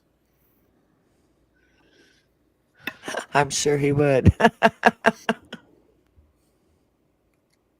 She knows how to Rose, get you me to gotta send- respond you if gotta she ever send him decides an she wants me email to read it. too. We heard Flo, but we didn't hear Harrison. Never mind. Wow, you really don't value what you just said. No, it doesn't matter anymore. It was kind of Sometimes those things happen. Sometimes you say something and then you're like, well, that didn't. What did you say, Harrison? I was just about to say Rose needs to send one too. Right. Right. Right. It's not Rose good has a to send boyfriend and nudes, like, and Betty has a to husband, but anybody. Betty's husband also she's also like drags him in so that he can look at me and she'll go, look, isn't he cute? Like poor husband. So Richard, I have a team player. I have a team player. I have a team player that goes along with my jokes. That's a He's nice great. name for a cuck. No, we're not like that. I don't even share. I'm stingy. I'm so. Oh, you don't even know how stingy I am. With weed? I'm With crack. stingy with my man. I'm stingy with my stuff. I'm stingy. For some reason, I don't know why, but I was always guilty of holding on to the joint too long or finishing the bowl. But I always repack it. Are you the type of person that would take it and then keep talking and never hit it? Yes. No. Just I continuously. Because I get scared to smoke it. I get paranoid. No, I just keep smoking it, and then someone has to remind me to pass it. So I don't So just sit there. you Or I kinda do treat that. your weed Or I like you get so treat high, your I do that. stories. It's not a microphone. They, Pass the Ducci to the left. They run hand. on. You know what And we that's call it. them? We call them crocodiles. Betty, are you gonna pass it? Betty, you're gonna smoke it all? In Australia, if someone is holding onto the bud, we call them a crocodile. Because Just the crocodiles never let go once they get onto something. okay, Right. So Richard, another Bible question. sir. What do you see as the overall benefit for somebody that you, I don't know, convinced to be a Bible reader, right? You're a Bible expert. So what is the main reason somebody would want to convert in a sense, be a believer Okay. in the Bible? Okay, so first of all, I don't expect anyone to believe me. Whoever has pneumonia, could you like mute yourself while you're dying? First of all, based Oracle, I love Snippy Richard. Let me just tell you, I know that you always apologize when you're a douche, but you're a funny douche. Thanks. Okay, so first of all, based, I don't expect anyone to believe me. All right. What I hope to accomplish is that I can put a story in a person's head so that when they see it happen, they're more okay than they would have been without the story. Kind of the same reason Mom told 11-year-old Richard about kissing, and what that meant and what it was going to mean. Didn't mean squat at the time. It just sounded insane. Ask it again, because I feel like I lost track. Yeah. Well, so what is the major benefit? Why would I want to be a Bible believer reader? And I do happen to be reading the Bible currently. Okay. Well, with the coherent view of it, should you live into the time it's describing, you would be much more ready to survive, to live okay, be mentally healthy, and in a position to help others. Okay. So it will make me feel good and benefit my life in ways that I would necessarily help others as well. Not It will necessarily. give you the tools that you need to go through life. Don't I already have the tools? You have a lot of the tools, obviously, because I can tell because you're an independent do, adult. So but you there apparently is know. some You apparently things know that's in the truth. Bible that is critical to know. Like what? Well, see, you guys wouldn't believe me, but I've died and went to heaven. And I got to actually meet God, and I ate from the tree of youth. And he told me before I left, go tell my people I'm coming. And nobody ever believes me. But it happened. I was even brain dead for 4 days. And I'm not a Bible scholar or anything else. I just bought a Bible not too long ago. 2 of them, actually. One from the very first Bible that was ever done, and then another one that's an easy translation Bible. But I think that it just gives you the tools to be able to go through life and understand different stories in the Bible that correlate with today, how we can do better with things today. Giving, loving, sharing, caring is all good things. Anything that has to do with God is going to be good.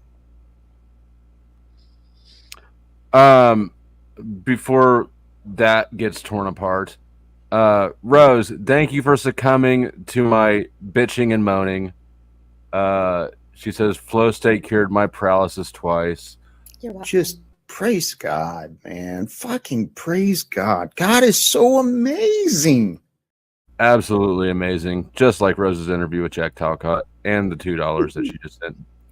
Did he say effing praise God? Oh, shit, son. And 20 memberships. When you hear the sirens or anti-aircraft guns, you must get under cover at once.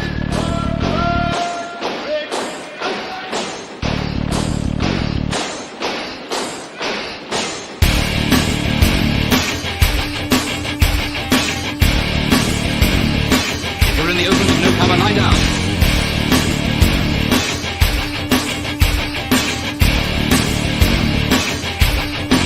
The most important rule of all is never to stand staring at the sky.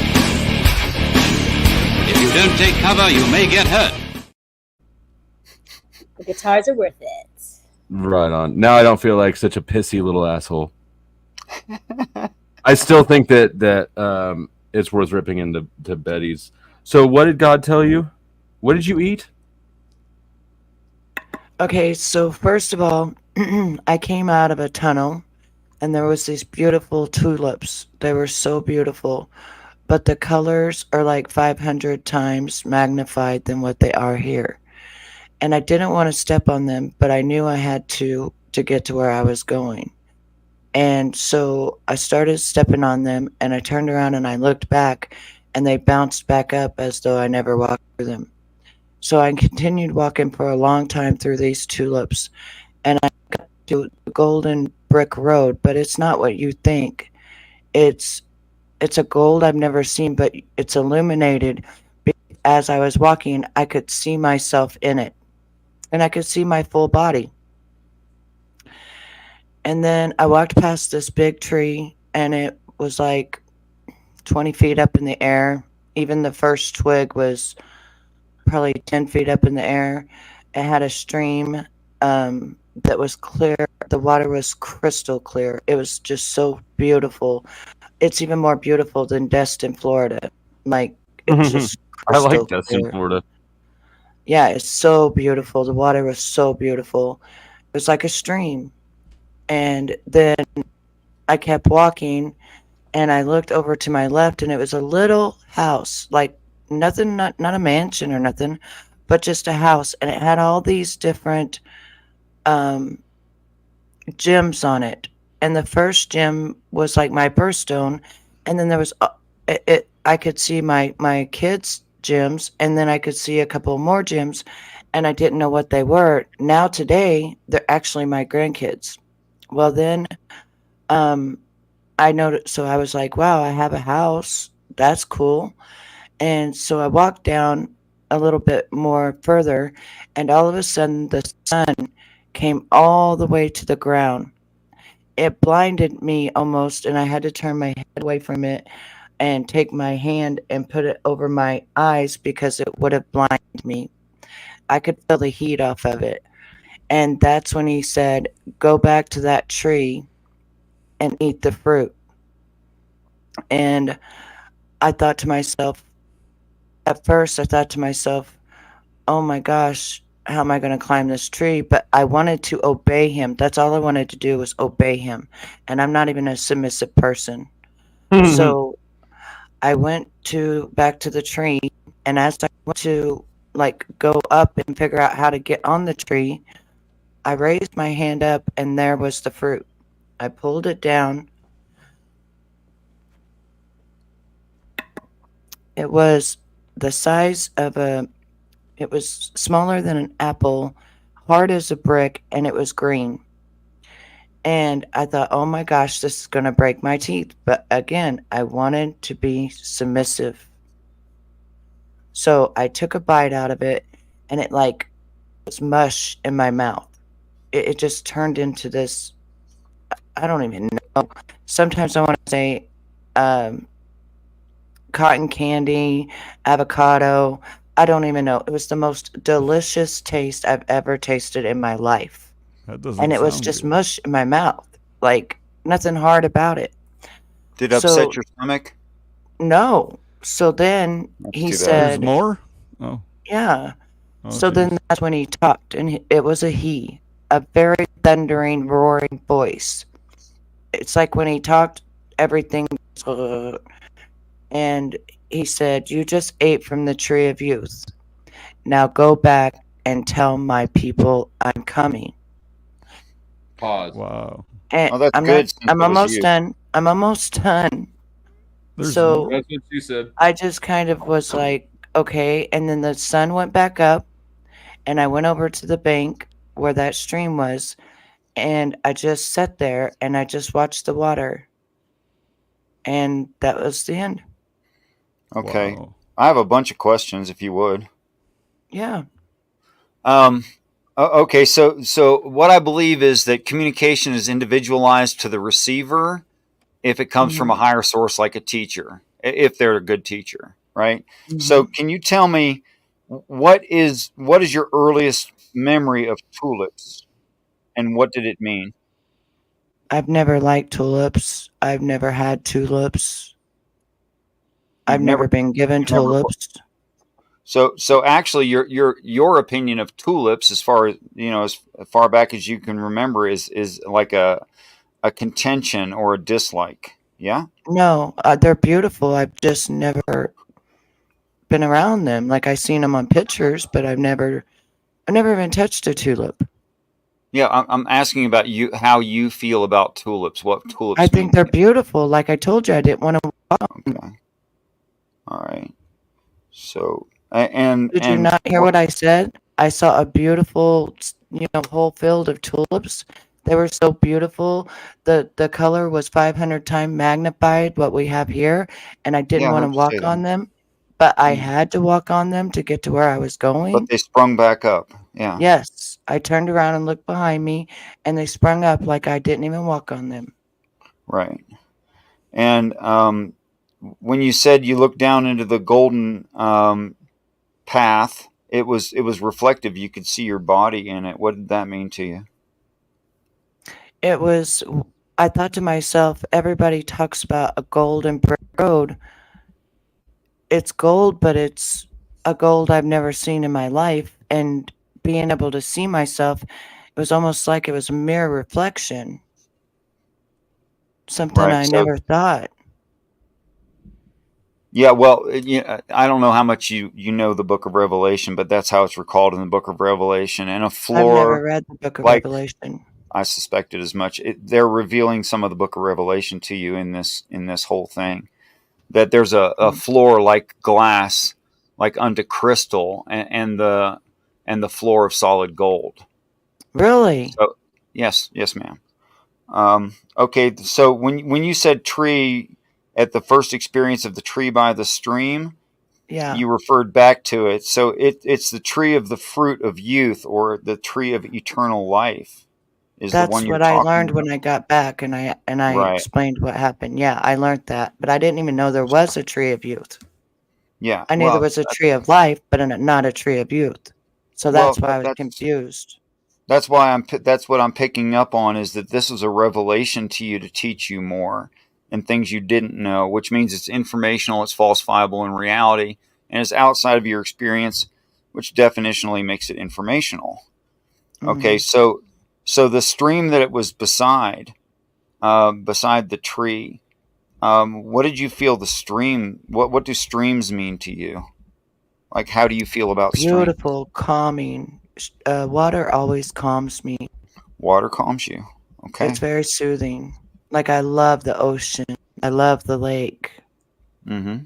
I And love when you get water. to the house was encrusted in gems, and yes, Just I heard about just on the door and on like the door. front of it. It wasn't encrusted. It just, they were just placed and they were big and beautiful.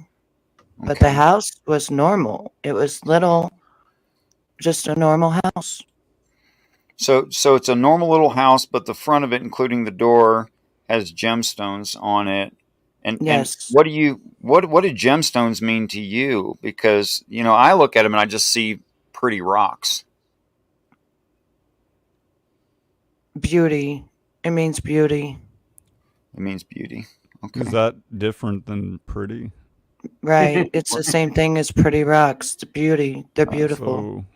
So I guess the answer is yes. All right. Yeah. So when the sun came down to the earth and it was blinding and you had to look away from it, was there anything about the sun that was anthropomorphic to you, that it had personality or intellect, or was it just the sun?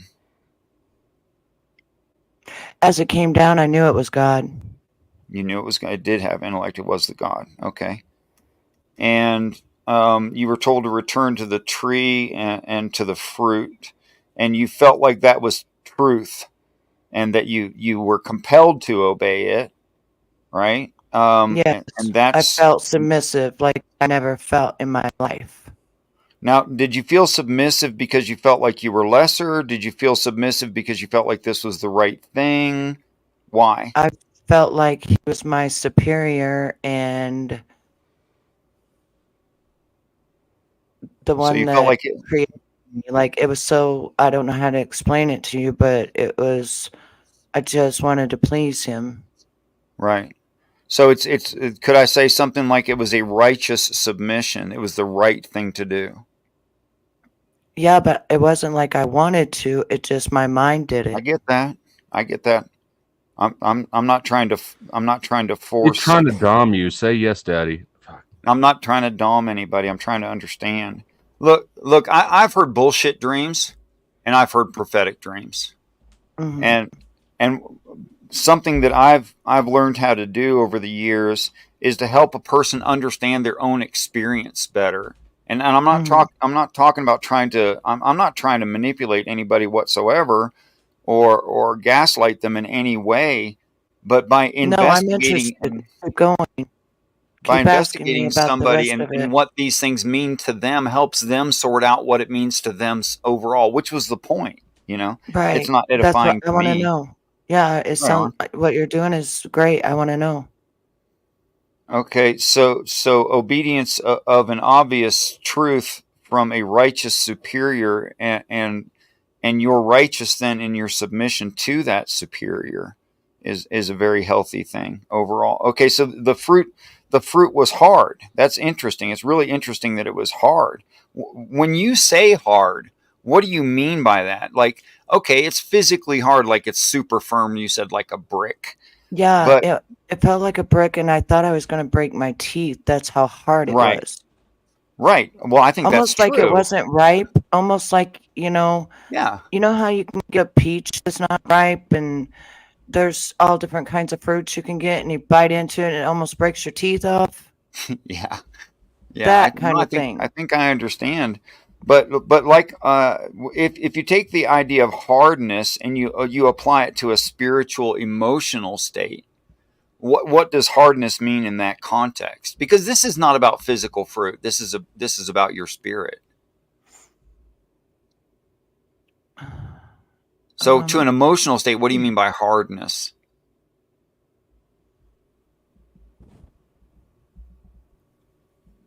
It would have meant I would have looked at it, at whatever it is, and thought, oh my gosh, that's going to hurt me. And then I Right. tried it, and it was the best for me. That's correct. That okay. Could I say something like it's difficult for us to change? Could I say something like we don't always want the truth if what we have accepted right now is easier and we're used to it, and that can be a very difficult thing to do or hard to accept, or it causes a hardness in us. Is that fair? Yeah, that's very fair. And then when we learn new truths and it grows us, we find that in retrospect, it was actually, you could say, delicious, soft, felt good in the mouth, was very satisfying, even though we thought it Yes. was going to be difficult. Does that make Yes. sense? Yes. Okay.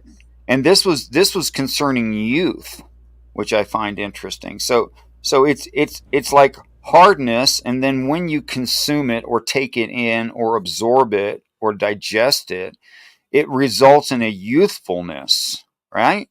Yes. What do you make of that? What does that mean to you? Hmm.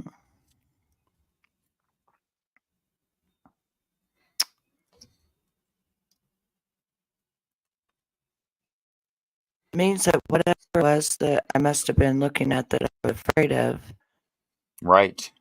that I finally took 2 feet forward, and Mhm. it was better than I expected, and it was easy, and it was glorifying.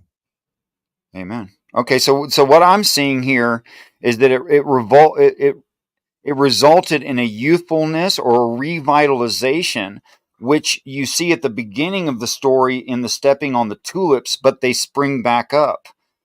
And to Correct. me, that's like saying we walk on the shoulders of giants, and that to me, what you're saying here is you are one of those tulips, and they have been those tulips which you walked on, and you didn't hurt them by walking on them whatsoever. They sprung right back up because they were revitalized, they were made youthful, they were made resilient, and all of this Correct. through and all of this through him. This is when people start responding, and they say, yes, that's the right idea, that's what I felt.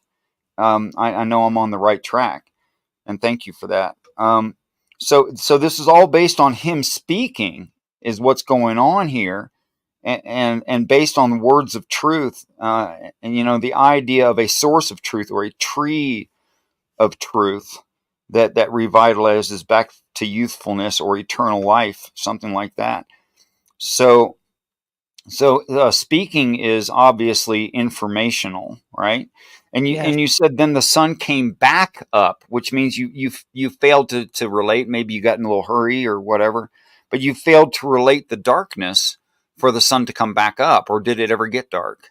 It never got dark. I'm sorry, your microphone broke up. Oh, it did not get dark. It did not get dark, but the sun rose back up off of the earth, even though light maintained. So it didn't do a full rotation. It's just the sun came down, right? And that was the God, right? And then Yes. it rose back away from the earth. What does that mean that it left? It means it went back to where it was supposed to. Very good. That is just gorgeous. And the overall result for you was a feeling of peacefulness, you said? Oh, yes. That's why I sat by the stream and just watched how beautiful the water was. I didn't want to So the leave. sun returning to where it belongs or going back to its work means that its work there was done, or there was a sense of completeness for you? Yes. All right. Well, I hope that helped. Yeah, you helped me a lot. Thank you. You're welcome. So I have a couple of questions for you, Betty. In this experience, first one would be the time frame for your life when it occurred, specifically here in the physical form. Like, so when did this happen to you? March 15th, 2016. So 2016 in March. Gotcha. And so the other question that I had for you is the message you were delivered. What was the message? He said, "Go tell my people I'm coming." Okay. That's what I had thought I heard, or I believed I had heard that. So that's an interesting point. And certainly hope it's well received. I was confused because I didn't know who his people were. That is a good question. And every time I talk about God, I get made fun of or something like that, you know. So I don't know. I just tell people now, you don't even got 5 minutes. So, you know, how do you want to go out in this world?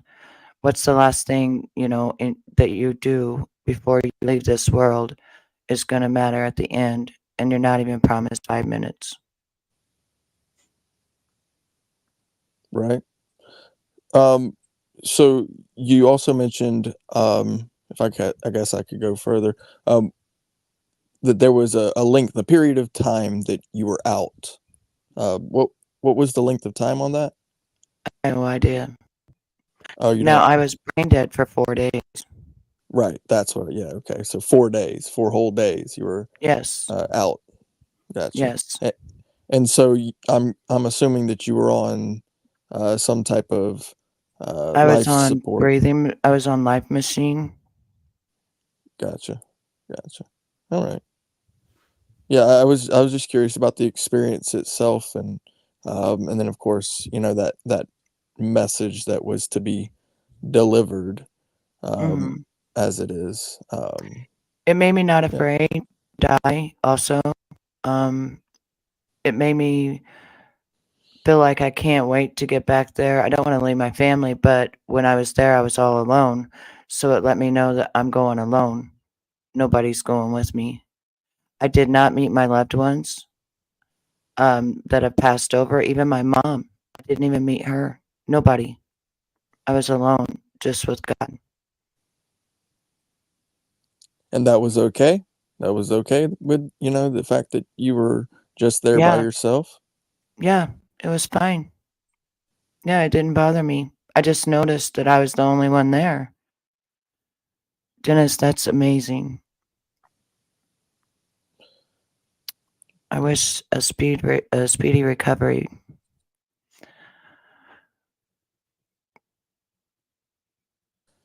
Yeah, so I am definitely of the belief that we really shouldn't fear death. Um, Death really ultimately, for me, it doesn't have power over us if we have good faith in the creator. That's just me. I personally believe that. The creator, he created life. That's what I believe. And if he Correct. created life, right? Yeah. If he created life, then certainly it's his to give, it's his to take. And if he decides that he wants to give it in the future, then it certainly would be given to those whom he wants to be able to give it to. Correct. Yeah, it's a beautiful thing, really. I guess, it's a hippie thing to say and all that. People can believe what they want to believe, but, you know, for me, the truth is very self-evident, that life exists. The very fact that life exists seems to me to be evident that there is a creator of life. And that's just for me. Yes. That's my opinion as well. Yeah, and it's our subconscious minds. It seems to be rambling with this. It's not just like, some outside perspective that we're looking at, right? It's what's in our own minds, images and things like that, that when we look or we hear sounds and the sounds create a type of melody or tone, it seems to be evident that there's something more, something that created all of the things that we're seeing, the things that we're hearing. And that's just self-evident to me. Well, yes and no on that because back in the 1900s, they didn't have nearly what we have. So, even though they were created, they wasn't as intelligent as the brain is now. And even 20 years from now, they're going to be more intelligent. The kids are, the people are. More things are going to be built.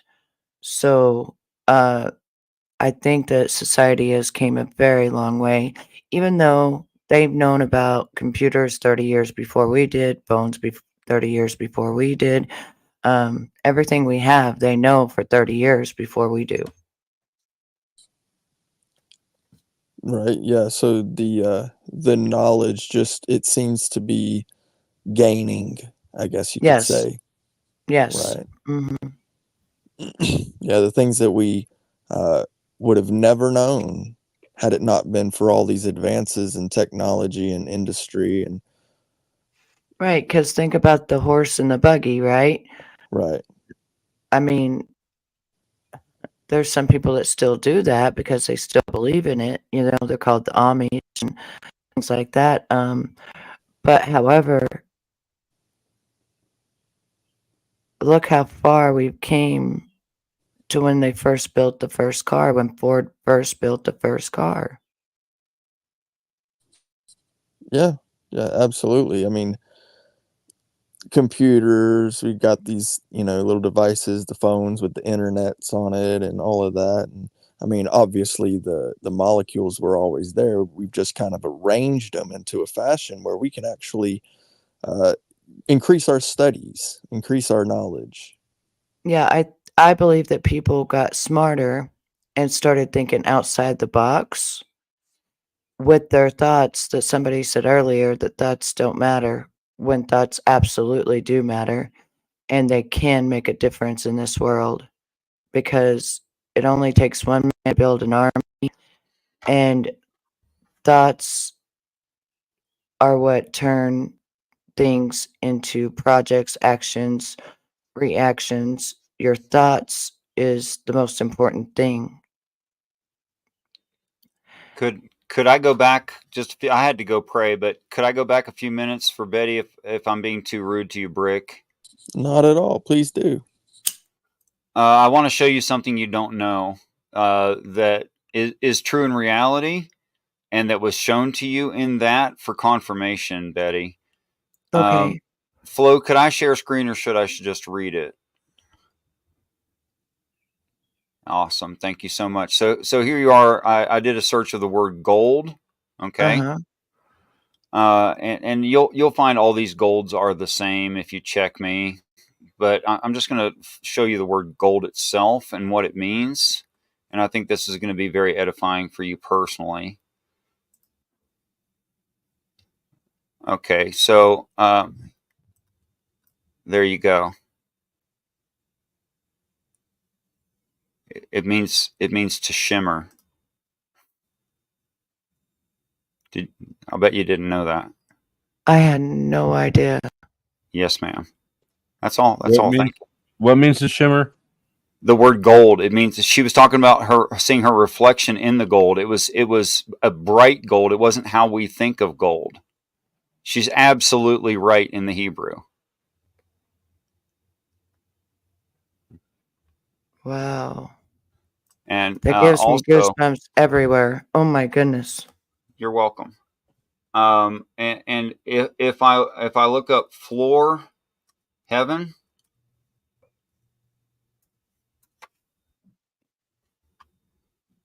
not the way they worded it. Shoot. Okay, I'm gonna do some research for you further to show you. But I happen to know things that you evidently haven't seen. I'll get back to you. Thank you so much for the time, Brick. Thank you. Absolutely. No, not at all.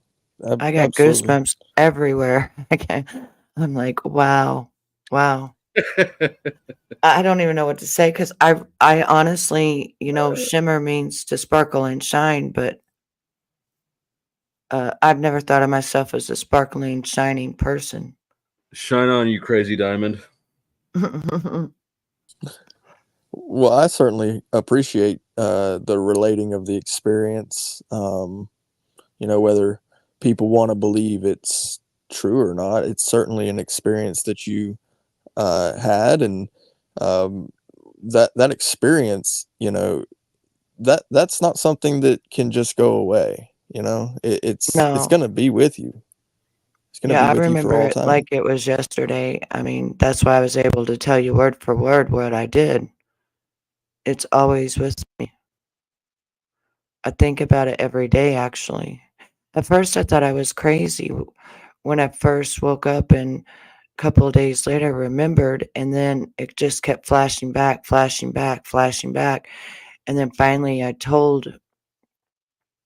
believe it was my husband now. I told him, and he kind of laughed it off, and I told a couple other people, and then I went to some of the rooms and stuff around here, and I would talk about it, and then finally, sometimes they'd just shut up and not talk when I said, I know there's a God, I've been to heaven. When I put the picture of me on life support, and I put it on TikTok, and I said, don't tell me there's not a heaven, that hit like 56,000 people, and they want me to make a series on it, and I haven't. Could I show you this? That I just looked up the word glass and went to the book of Revelation. And if I could just read these, I think they're going to mean a lot to you personally.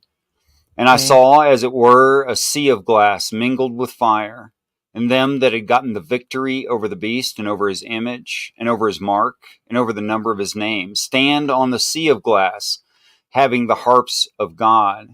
And the building of the wall of it was jasper, and the city was pure gold, like unto clear glass. And the 12 gates were 12 pearls. Every several gate was of one pearl, and the street of the city pure gold, as it were transparent glass. That's what it looked like, transparent glass. Yes, ma'am, I get it. You in your experience, you were quoting the book. It was quoting to you the book of Revelation. That's why he said, tell my people I'm coming. That's right. It's about yes, very good. And you know something else that's strange? I'm going to be 49 years old next month. and I look younger than I did when I was 30. I keep aging backwards. That's it's not all that. That's just your I'll tell you. dementia. I'll tell you a little story. I was born flat-footed. My military record has me as flat-footed at age 51. Unbeknownst to me, over the course of a winter where I was wearing shoes all the time, I didn't realize. I had not realized that my body had been changed and I had developed arches. Wow. There is no medical precedent for that. Right. I didn't do anything different. I didn't wear different shoes. I didn't exercise. Nothing. Well, people are always saying when I take my modeling pictures, "Oh, you've got filters." I don't even know what filters are. Well, I'm sure you do by now, but No, you're not I using them don't either way. use anything about filters. I don't Well, know what it filters. means Then is how do you know that you don't use them?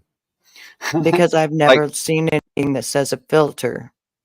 well, the idea of a yeah. filter is it's to smear imperfections in the skin from the photograph by manipulation of digits, of pixels.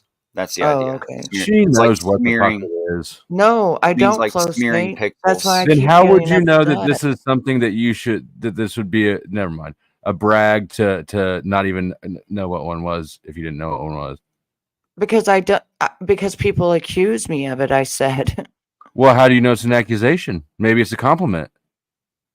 No, because they say Betty uses filters. Don't let her fool you. And they go and blow up my church trying to see if I use filters. It's ridiculous. It's not a compliment.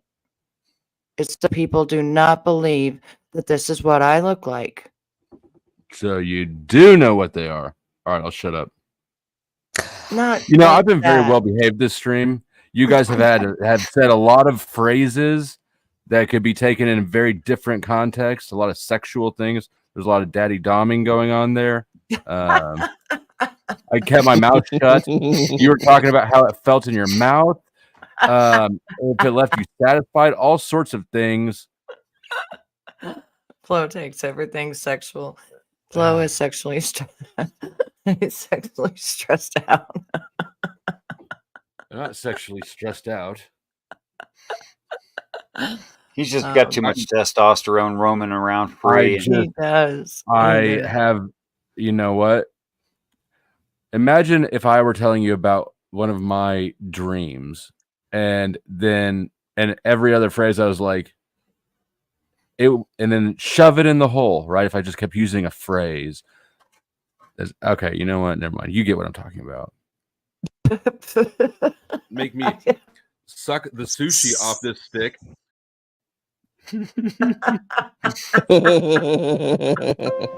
Somebody told me one time I don't have to preach it all at the same time. I could cut it like Subway and give you a 6-inch in the morning and a 6-inch at night. That's not my style. I'm going to shove this entire foot long down your throat. Okay. Wow. That seems. You came in hot with the clips, Flow State, today. Come on. Wow. I'm just gonna be honest. I don't mean to offend anybody. This is gonna sound ignorant as hell. I always thought that white men's penises glowed in the dark, and that shit was weird to me. Oh wow! Okay. Wow! Wow! The best part of that was when she was like, and I haven't seen one before and I don't want to. It scares me. Right. What is she saying? No, that's when I was like, you could barely see anything in the dark with the white man. Hide it. Hide it. Does she think all white men are vampires that sparkle and glow? What the hell is this? I don't. That's why we need to hide it. Quick. And I'm drier than the fiery pits of hell.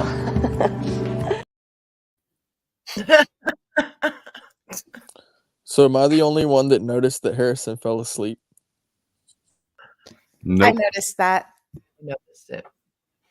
Don't say his name. Don't say his name and wake him up. Come on. Poor guy. He worked 12 hours. He Got smashed a down belly full. food. And now he's out like a light. It looks kind of sexy. I mean, the peach color and everything, you know. And the Oh, I know what I'm gonna. I should just play this song over and over and over again. So you want to be hip? You gotta suck your own dick. Wiggity what? What? You gotta suck your own dick. Wiggity dick. So you want to be hip? You gotta suck your own dick. Wiggity what? What? You gotta suck your own dick. Wiggity dick. Too old for that shit. He'll wake up, be like, "What the fuck happened to my dreams last night?" Everybody, the next 3 hours of the show will just be me playing that little clip on repeat. I'm glad you said that, which means you won't do it. I'm so glad. But it looks like So you want to be hip?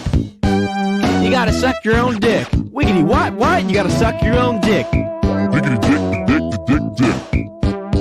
So you want to be hip? You gotta suck your own dick. Wiggity what? What? You gotta suck your own dick. Wiggity dick. Had to prove me wrong. You should know. You know me well enough to know that that was likely to come back around. No, I didn't think about it in advance. I'm not that smart. Flo, I think you need a wife. What? I think you need How a did wife. Jill get in here? How did Jill I get don't in know. here? The exorcism must have worn off. How did you Yeah, get in? well. I hit a link, and then he brought me up from backstage. That's how I got in here. I think if you get married, that'll solve your issue, your problems. I'm sorry, what's the problem? Won't solve her problem. It'll create one, but it'll solve yours. What problem? Flo's problem. What's my problem? He has a woman. It's homoerotic problem. No, if you have a woman, that's Yeah. per definition. Hey, Katie. That's not a wife. Wait. Do you want to come say hi to Jill, the man named Jill who wants me to be gay? Wait, it wouldn't be homosexual, but it would be asexual if you were pleasuring yourself. How long is this? What, a 10-year engagement, Flo? 10-year long engagement? You watched me more than I realize, I suppose. 13 years. Mm. What is your interest in my personal life, weirdo? You know, I'm going to become an ordained priest, and I'll marry you myself. The fuck if you will. Oh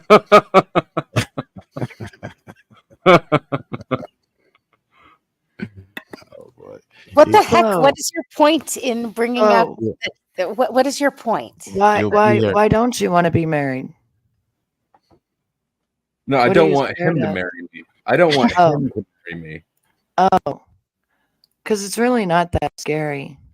I've been married. Yeah, no. I said that because he's not gonna marry me. Oh, okay. I mean, I waited 6.5 years to marry my husband, so I get it when, you feel like you have to wait so that you get to really know that person and stuff, and, just feel like that's going to be your person for the rest of your life. I get that. Some people don't, but I get it. It was a I'm strange going to get way some more that was the way coffee. you commented.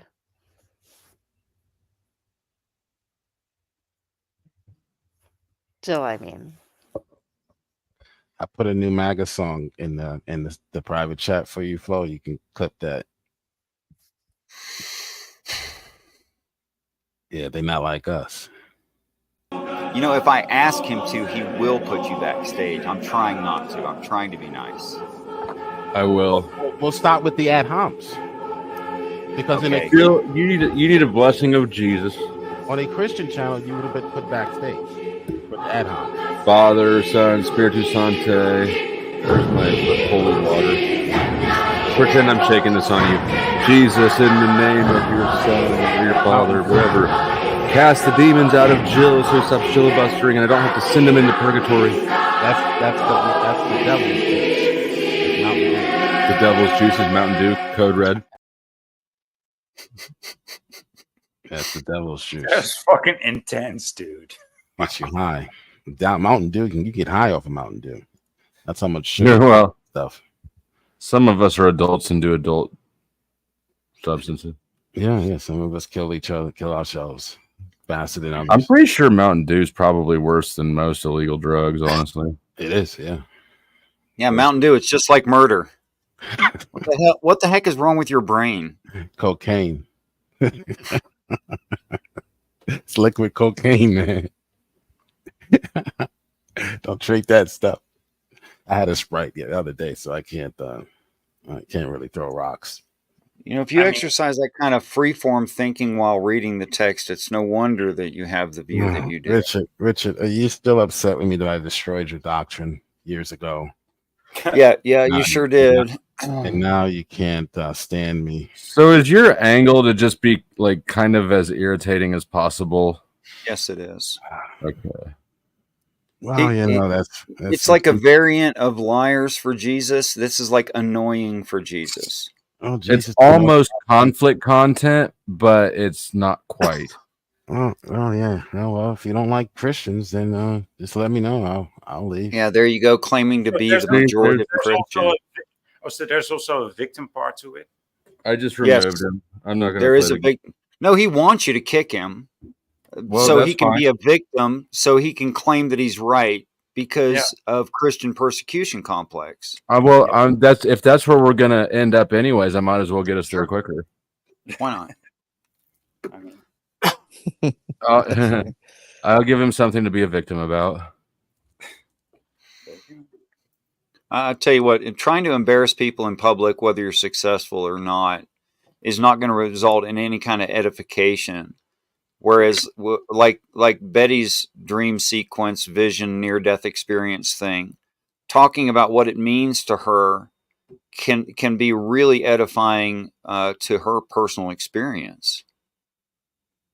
And Jill's just not going to ever have the kind of that's why I kept my mouth shut. I sacrificed my one line. I've sacrificed so many one-liners for Betty's edification. I know you did. Thank you, Flo, because that was for me too. I appreciate it. See, he's just never going to get that sense of humanitarian empathy and love for each other. And I mean, I had to go and pray for a few minutes because it was just so beautiful to me to see that happen with her. This is the least macho stream I've ever done. What? What's not macho about that? I don't know. No, I thought men were the providers and men were there to lift up others and to be strong enough to join a person in their pain and in their joy. No, but the thing that was not macho about it is that he was boasting about his praying. You know, that's not macho. You pray in private. I'm not boasting about it. I just said I needed to. That's not boasting. Yeah, you did. You did. Okay, if you say so, it's fine. Well, so here's the thing about the prayer thing. So I find myself in prayer quite often. There are times when I might need to go to a place by myself, but there are times when I'm just in a crowd and I can, simply just in my mind, I'm, speaking with my creator. But ultimately, if I want to tell somebody about that, I can definitely tell somebody about that. Oh yeah, by the way, I was, in prayer. I can, and there's nothing wrong with that. I mean, it's still an edification for the person who I'm speaking to, or for, the glory of the creator. Like, so it's really kind of a necessary thing too, when you're trying to relate an experience, or even just like bringing a certain civility to conversation, right? To let people know that you're viewing things through a certain light, right? And I don't know if this is all hippie stuff saying it's like blah, blah, blah, blah, right? But I do know that this is a stream about being macho, right? So if it is macho, or if it's that's not, already fucked off. Yeah, well, I do have a question for Richard, though. I do. Are you there, Richard? Yes, ma'am. Okay, so I was in there telling my husband how you had broken down me going to heaven and how it reflected into my life. You know what I think the fruit was? Me getting married. I thought it was going to be one way, and it turned out to be actually the best thing I ever did. And I waited 6.5 years. At that point in 2016, it would have been I just met him only like 2 months prior. That's interesting. Well, I would just hope that you guys have, have developed and continue to develop in your loving relationship, and that you guys would lean on each other's strengths and give each other whatever strength the other one needs. That's why we fit so well. And like I can joke around, I can be myself. He doesn't collect my thoughts, feelings, actions, and I don't him. Right. We're our own person, and we're married, living together. Well, that's beautiful. I wish I saw it more often. Actually, I used to be scared of it because I've been married before and it was different, or I'd been in a relationship before and it was different, or I'd been abused, beaten, everything else, and it was different. So, yeah, I was a little bit very hesitant to even marry him. Congratulations and maybe that experience was somewhat edifying to you, and brought you into a certain strength where you could put yourself out there again and end up in a beautiful situation. Congratulations for outgrowing that. Yeah, can I thank ask, you. it sounds like you've been through so much, but was this dude that you're talking about, was he ever there for you as much as you were there for him? And did he ever help you out in terms of cooking, cleaning, and anything that usually you would want your significant other to assist with, everything to work together as a team? Because I see so many relationships where the man is like, think he's king, and I don't want a relationship like that where I am trying to use a lady to my advantage. I would rather work with her together as Clop, the clop, couple clop, clop, clop. That's the hooves of Angel's trusty steed. Well, he asked me a lot of questions. Okay, so Flow State, with what you just said reminded me of an old Cheerios commercial where a kid hears his dad's beating heart, and he's go like, "I hear something, ka-thump, ka-thump, ka-thump. That's my heart." okay, so do you want me to answer the question or? Yeah, I was trying to explain to you, but the Flow State made me laugh. If you understood my question, was he ever there for you in terms of helping you around the home as much as you were there for him? Yes. Matter of fact, when I woke up out of my coma and being on life support, he was the first person I seen. After that, he was always at my home visiting and helped me with whatever I needed. One time I went on a truck ride for a month with another guy as just a friend thing to go from top of Florida to the bottom of Florida. And he wanted me to go with him again. I said no. He left me in this state. I called my husband now, and he was there within 8 hours to pick me up. And the hotel, I didn't have no money, so the hotel let me stay there while they sold crack outside and had prostitutes, and I just stayed in my room asleep. And until 8 o'clock in the morning when they got paid, and he got there right at 8 o'clock.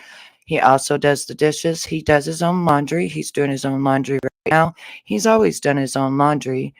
Nothing to do with me or I can't do laundry. It's just he likes to do it. If I don't get the dishes done sometimes because of the fact that I deal with a brain injury and neck and back injury, he will definitely do the dishes, or he will sweep them up the floor. And he also works a full-time job. Well, all right. but I'm also working on YouTube. I've been here 8 years and just got my channel remonetized and stuff, so I've been working a lot. I also do modeling, and I also model wigs, and I just got different business ventures on TikTok. I got stores, and I have to model for products. I have to work a lot too, so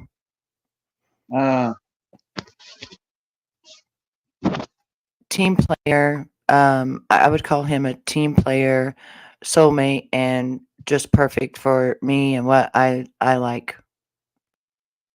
All right. But how Is that your good enough for you? Do you approve, Angel? yeah, that's good enough for me, Flow State brother. All right, I love you. you don't want to meet him while you're cleaning your shotgun or anything? Well, it just seems like whatever like made her break up with him was like something on his end that he couldn't comply or understand with what she may was trying to get to him. Yes, Like you are correct, Angel. The men that I was with before, they would become abusive, compulsive liars, drug addicts, and you name it. combative, would they also try and be combative at times with you? Yeah, that's what I'm saying. Like beat me and stuff like that, and Well, I had to girl, find if my you ever miss self-worth. that lifestyle, you know I'm just a few hours away. Thanks, Flo. I don't miss that lifestyle. I don't miss it. But yeah, yeah, it was mostly when they thought they really had me that they turned and changed. Yeah. Angel, you realize that when she says, "Oh, these negative things were happening," she's talking about relationships she used to be in and are no longer in, and the new guy is not doing that. Yeah, that's what I just realized. Now the guy that she was telling, with where he has a full-time job and will clean his own laundry and like clean the dishes voluntarily a lot of times. Sounds like he is more of a team player with her than the other men she was with before, and I understand that now. Are you happy for her? Yeah, you always need to find the right guy or girl that will truly make you happy, and making sure that the opposite person is not in the kind of way as your previous guys that you were with there. So whether it be a man having a woman that's compulsive, abusive, etc., you always need to find the right opposite person that makes you happy and that is right for you at the end of the day. And what of people who need abused? What the like is good about an abusive relationship at the end of the day? What's good about that? It's nothing but bickering, arguing, trying to see as though one person is better than the other, and all that kind of stuff. No one is like better. Hell, Amy Yancey of Flipping Vegas thinks she's goddamn better as a home designer, but she ain't the only person in Las Vegas that's the home designer. But yet she tries to take the things to the a whole nother level. But at the end of it,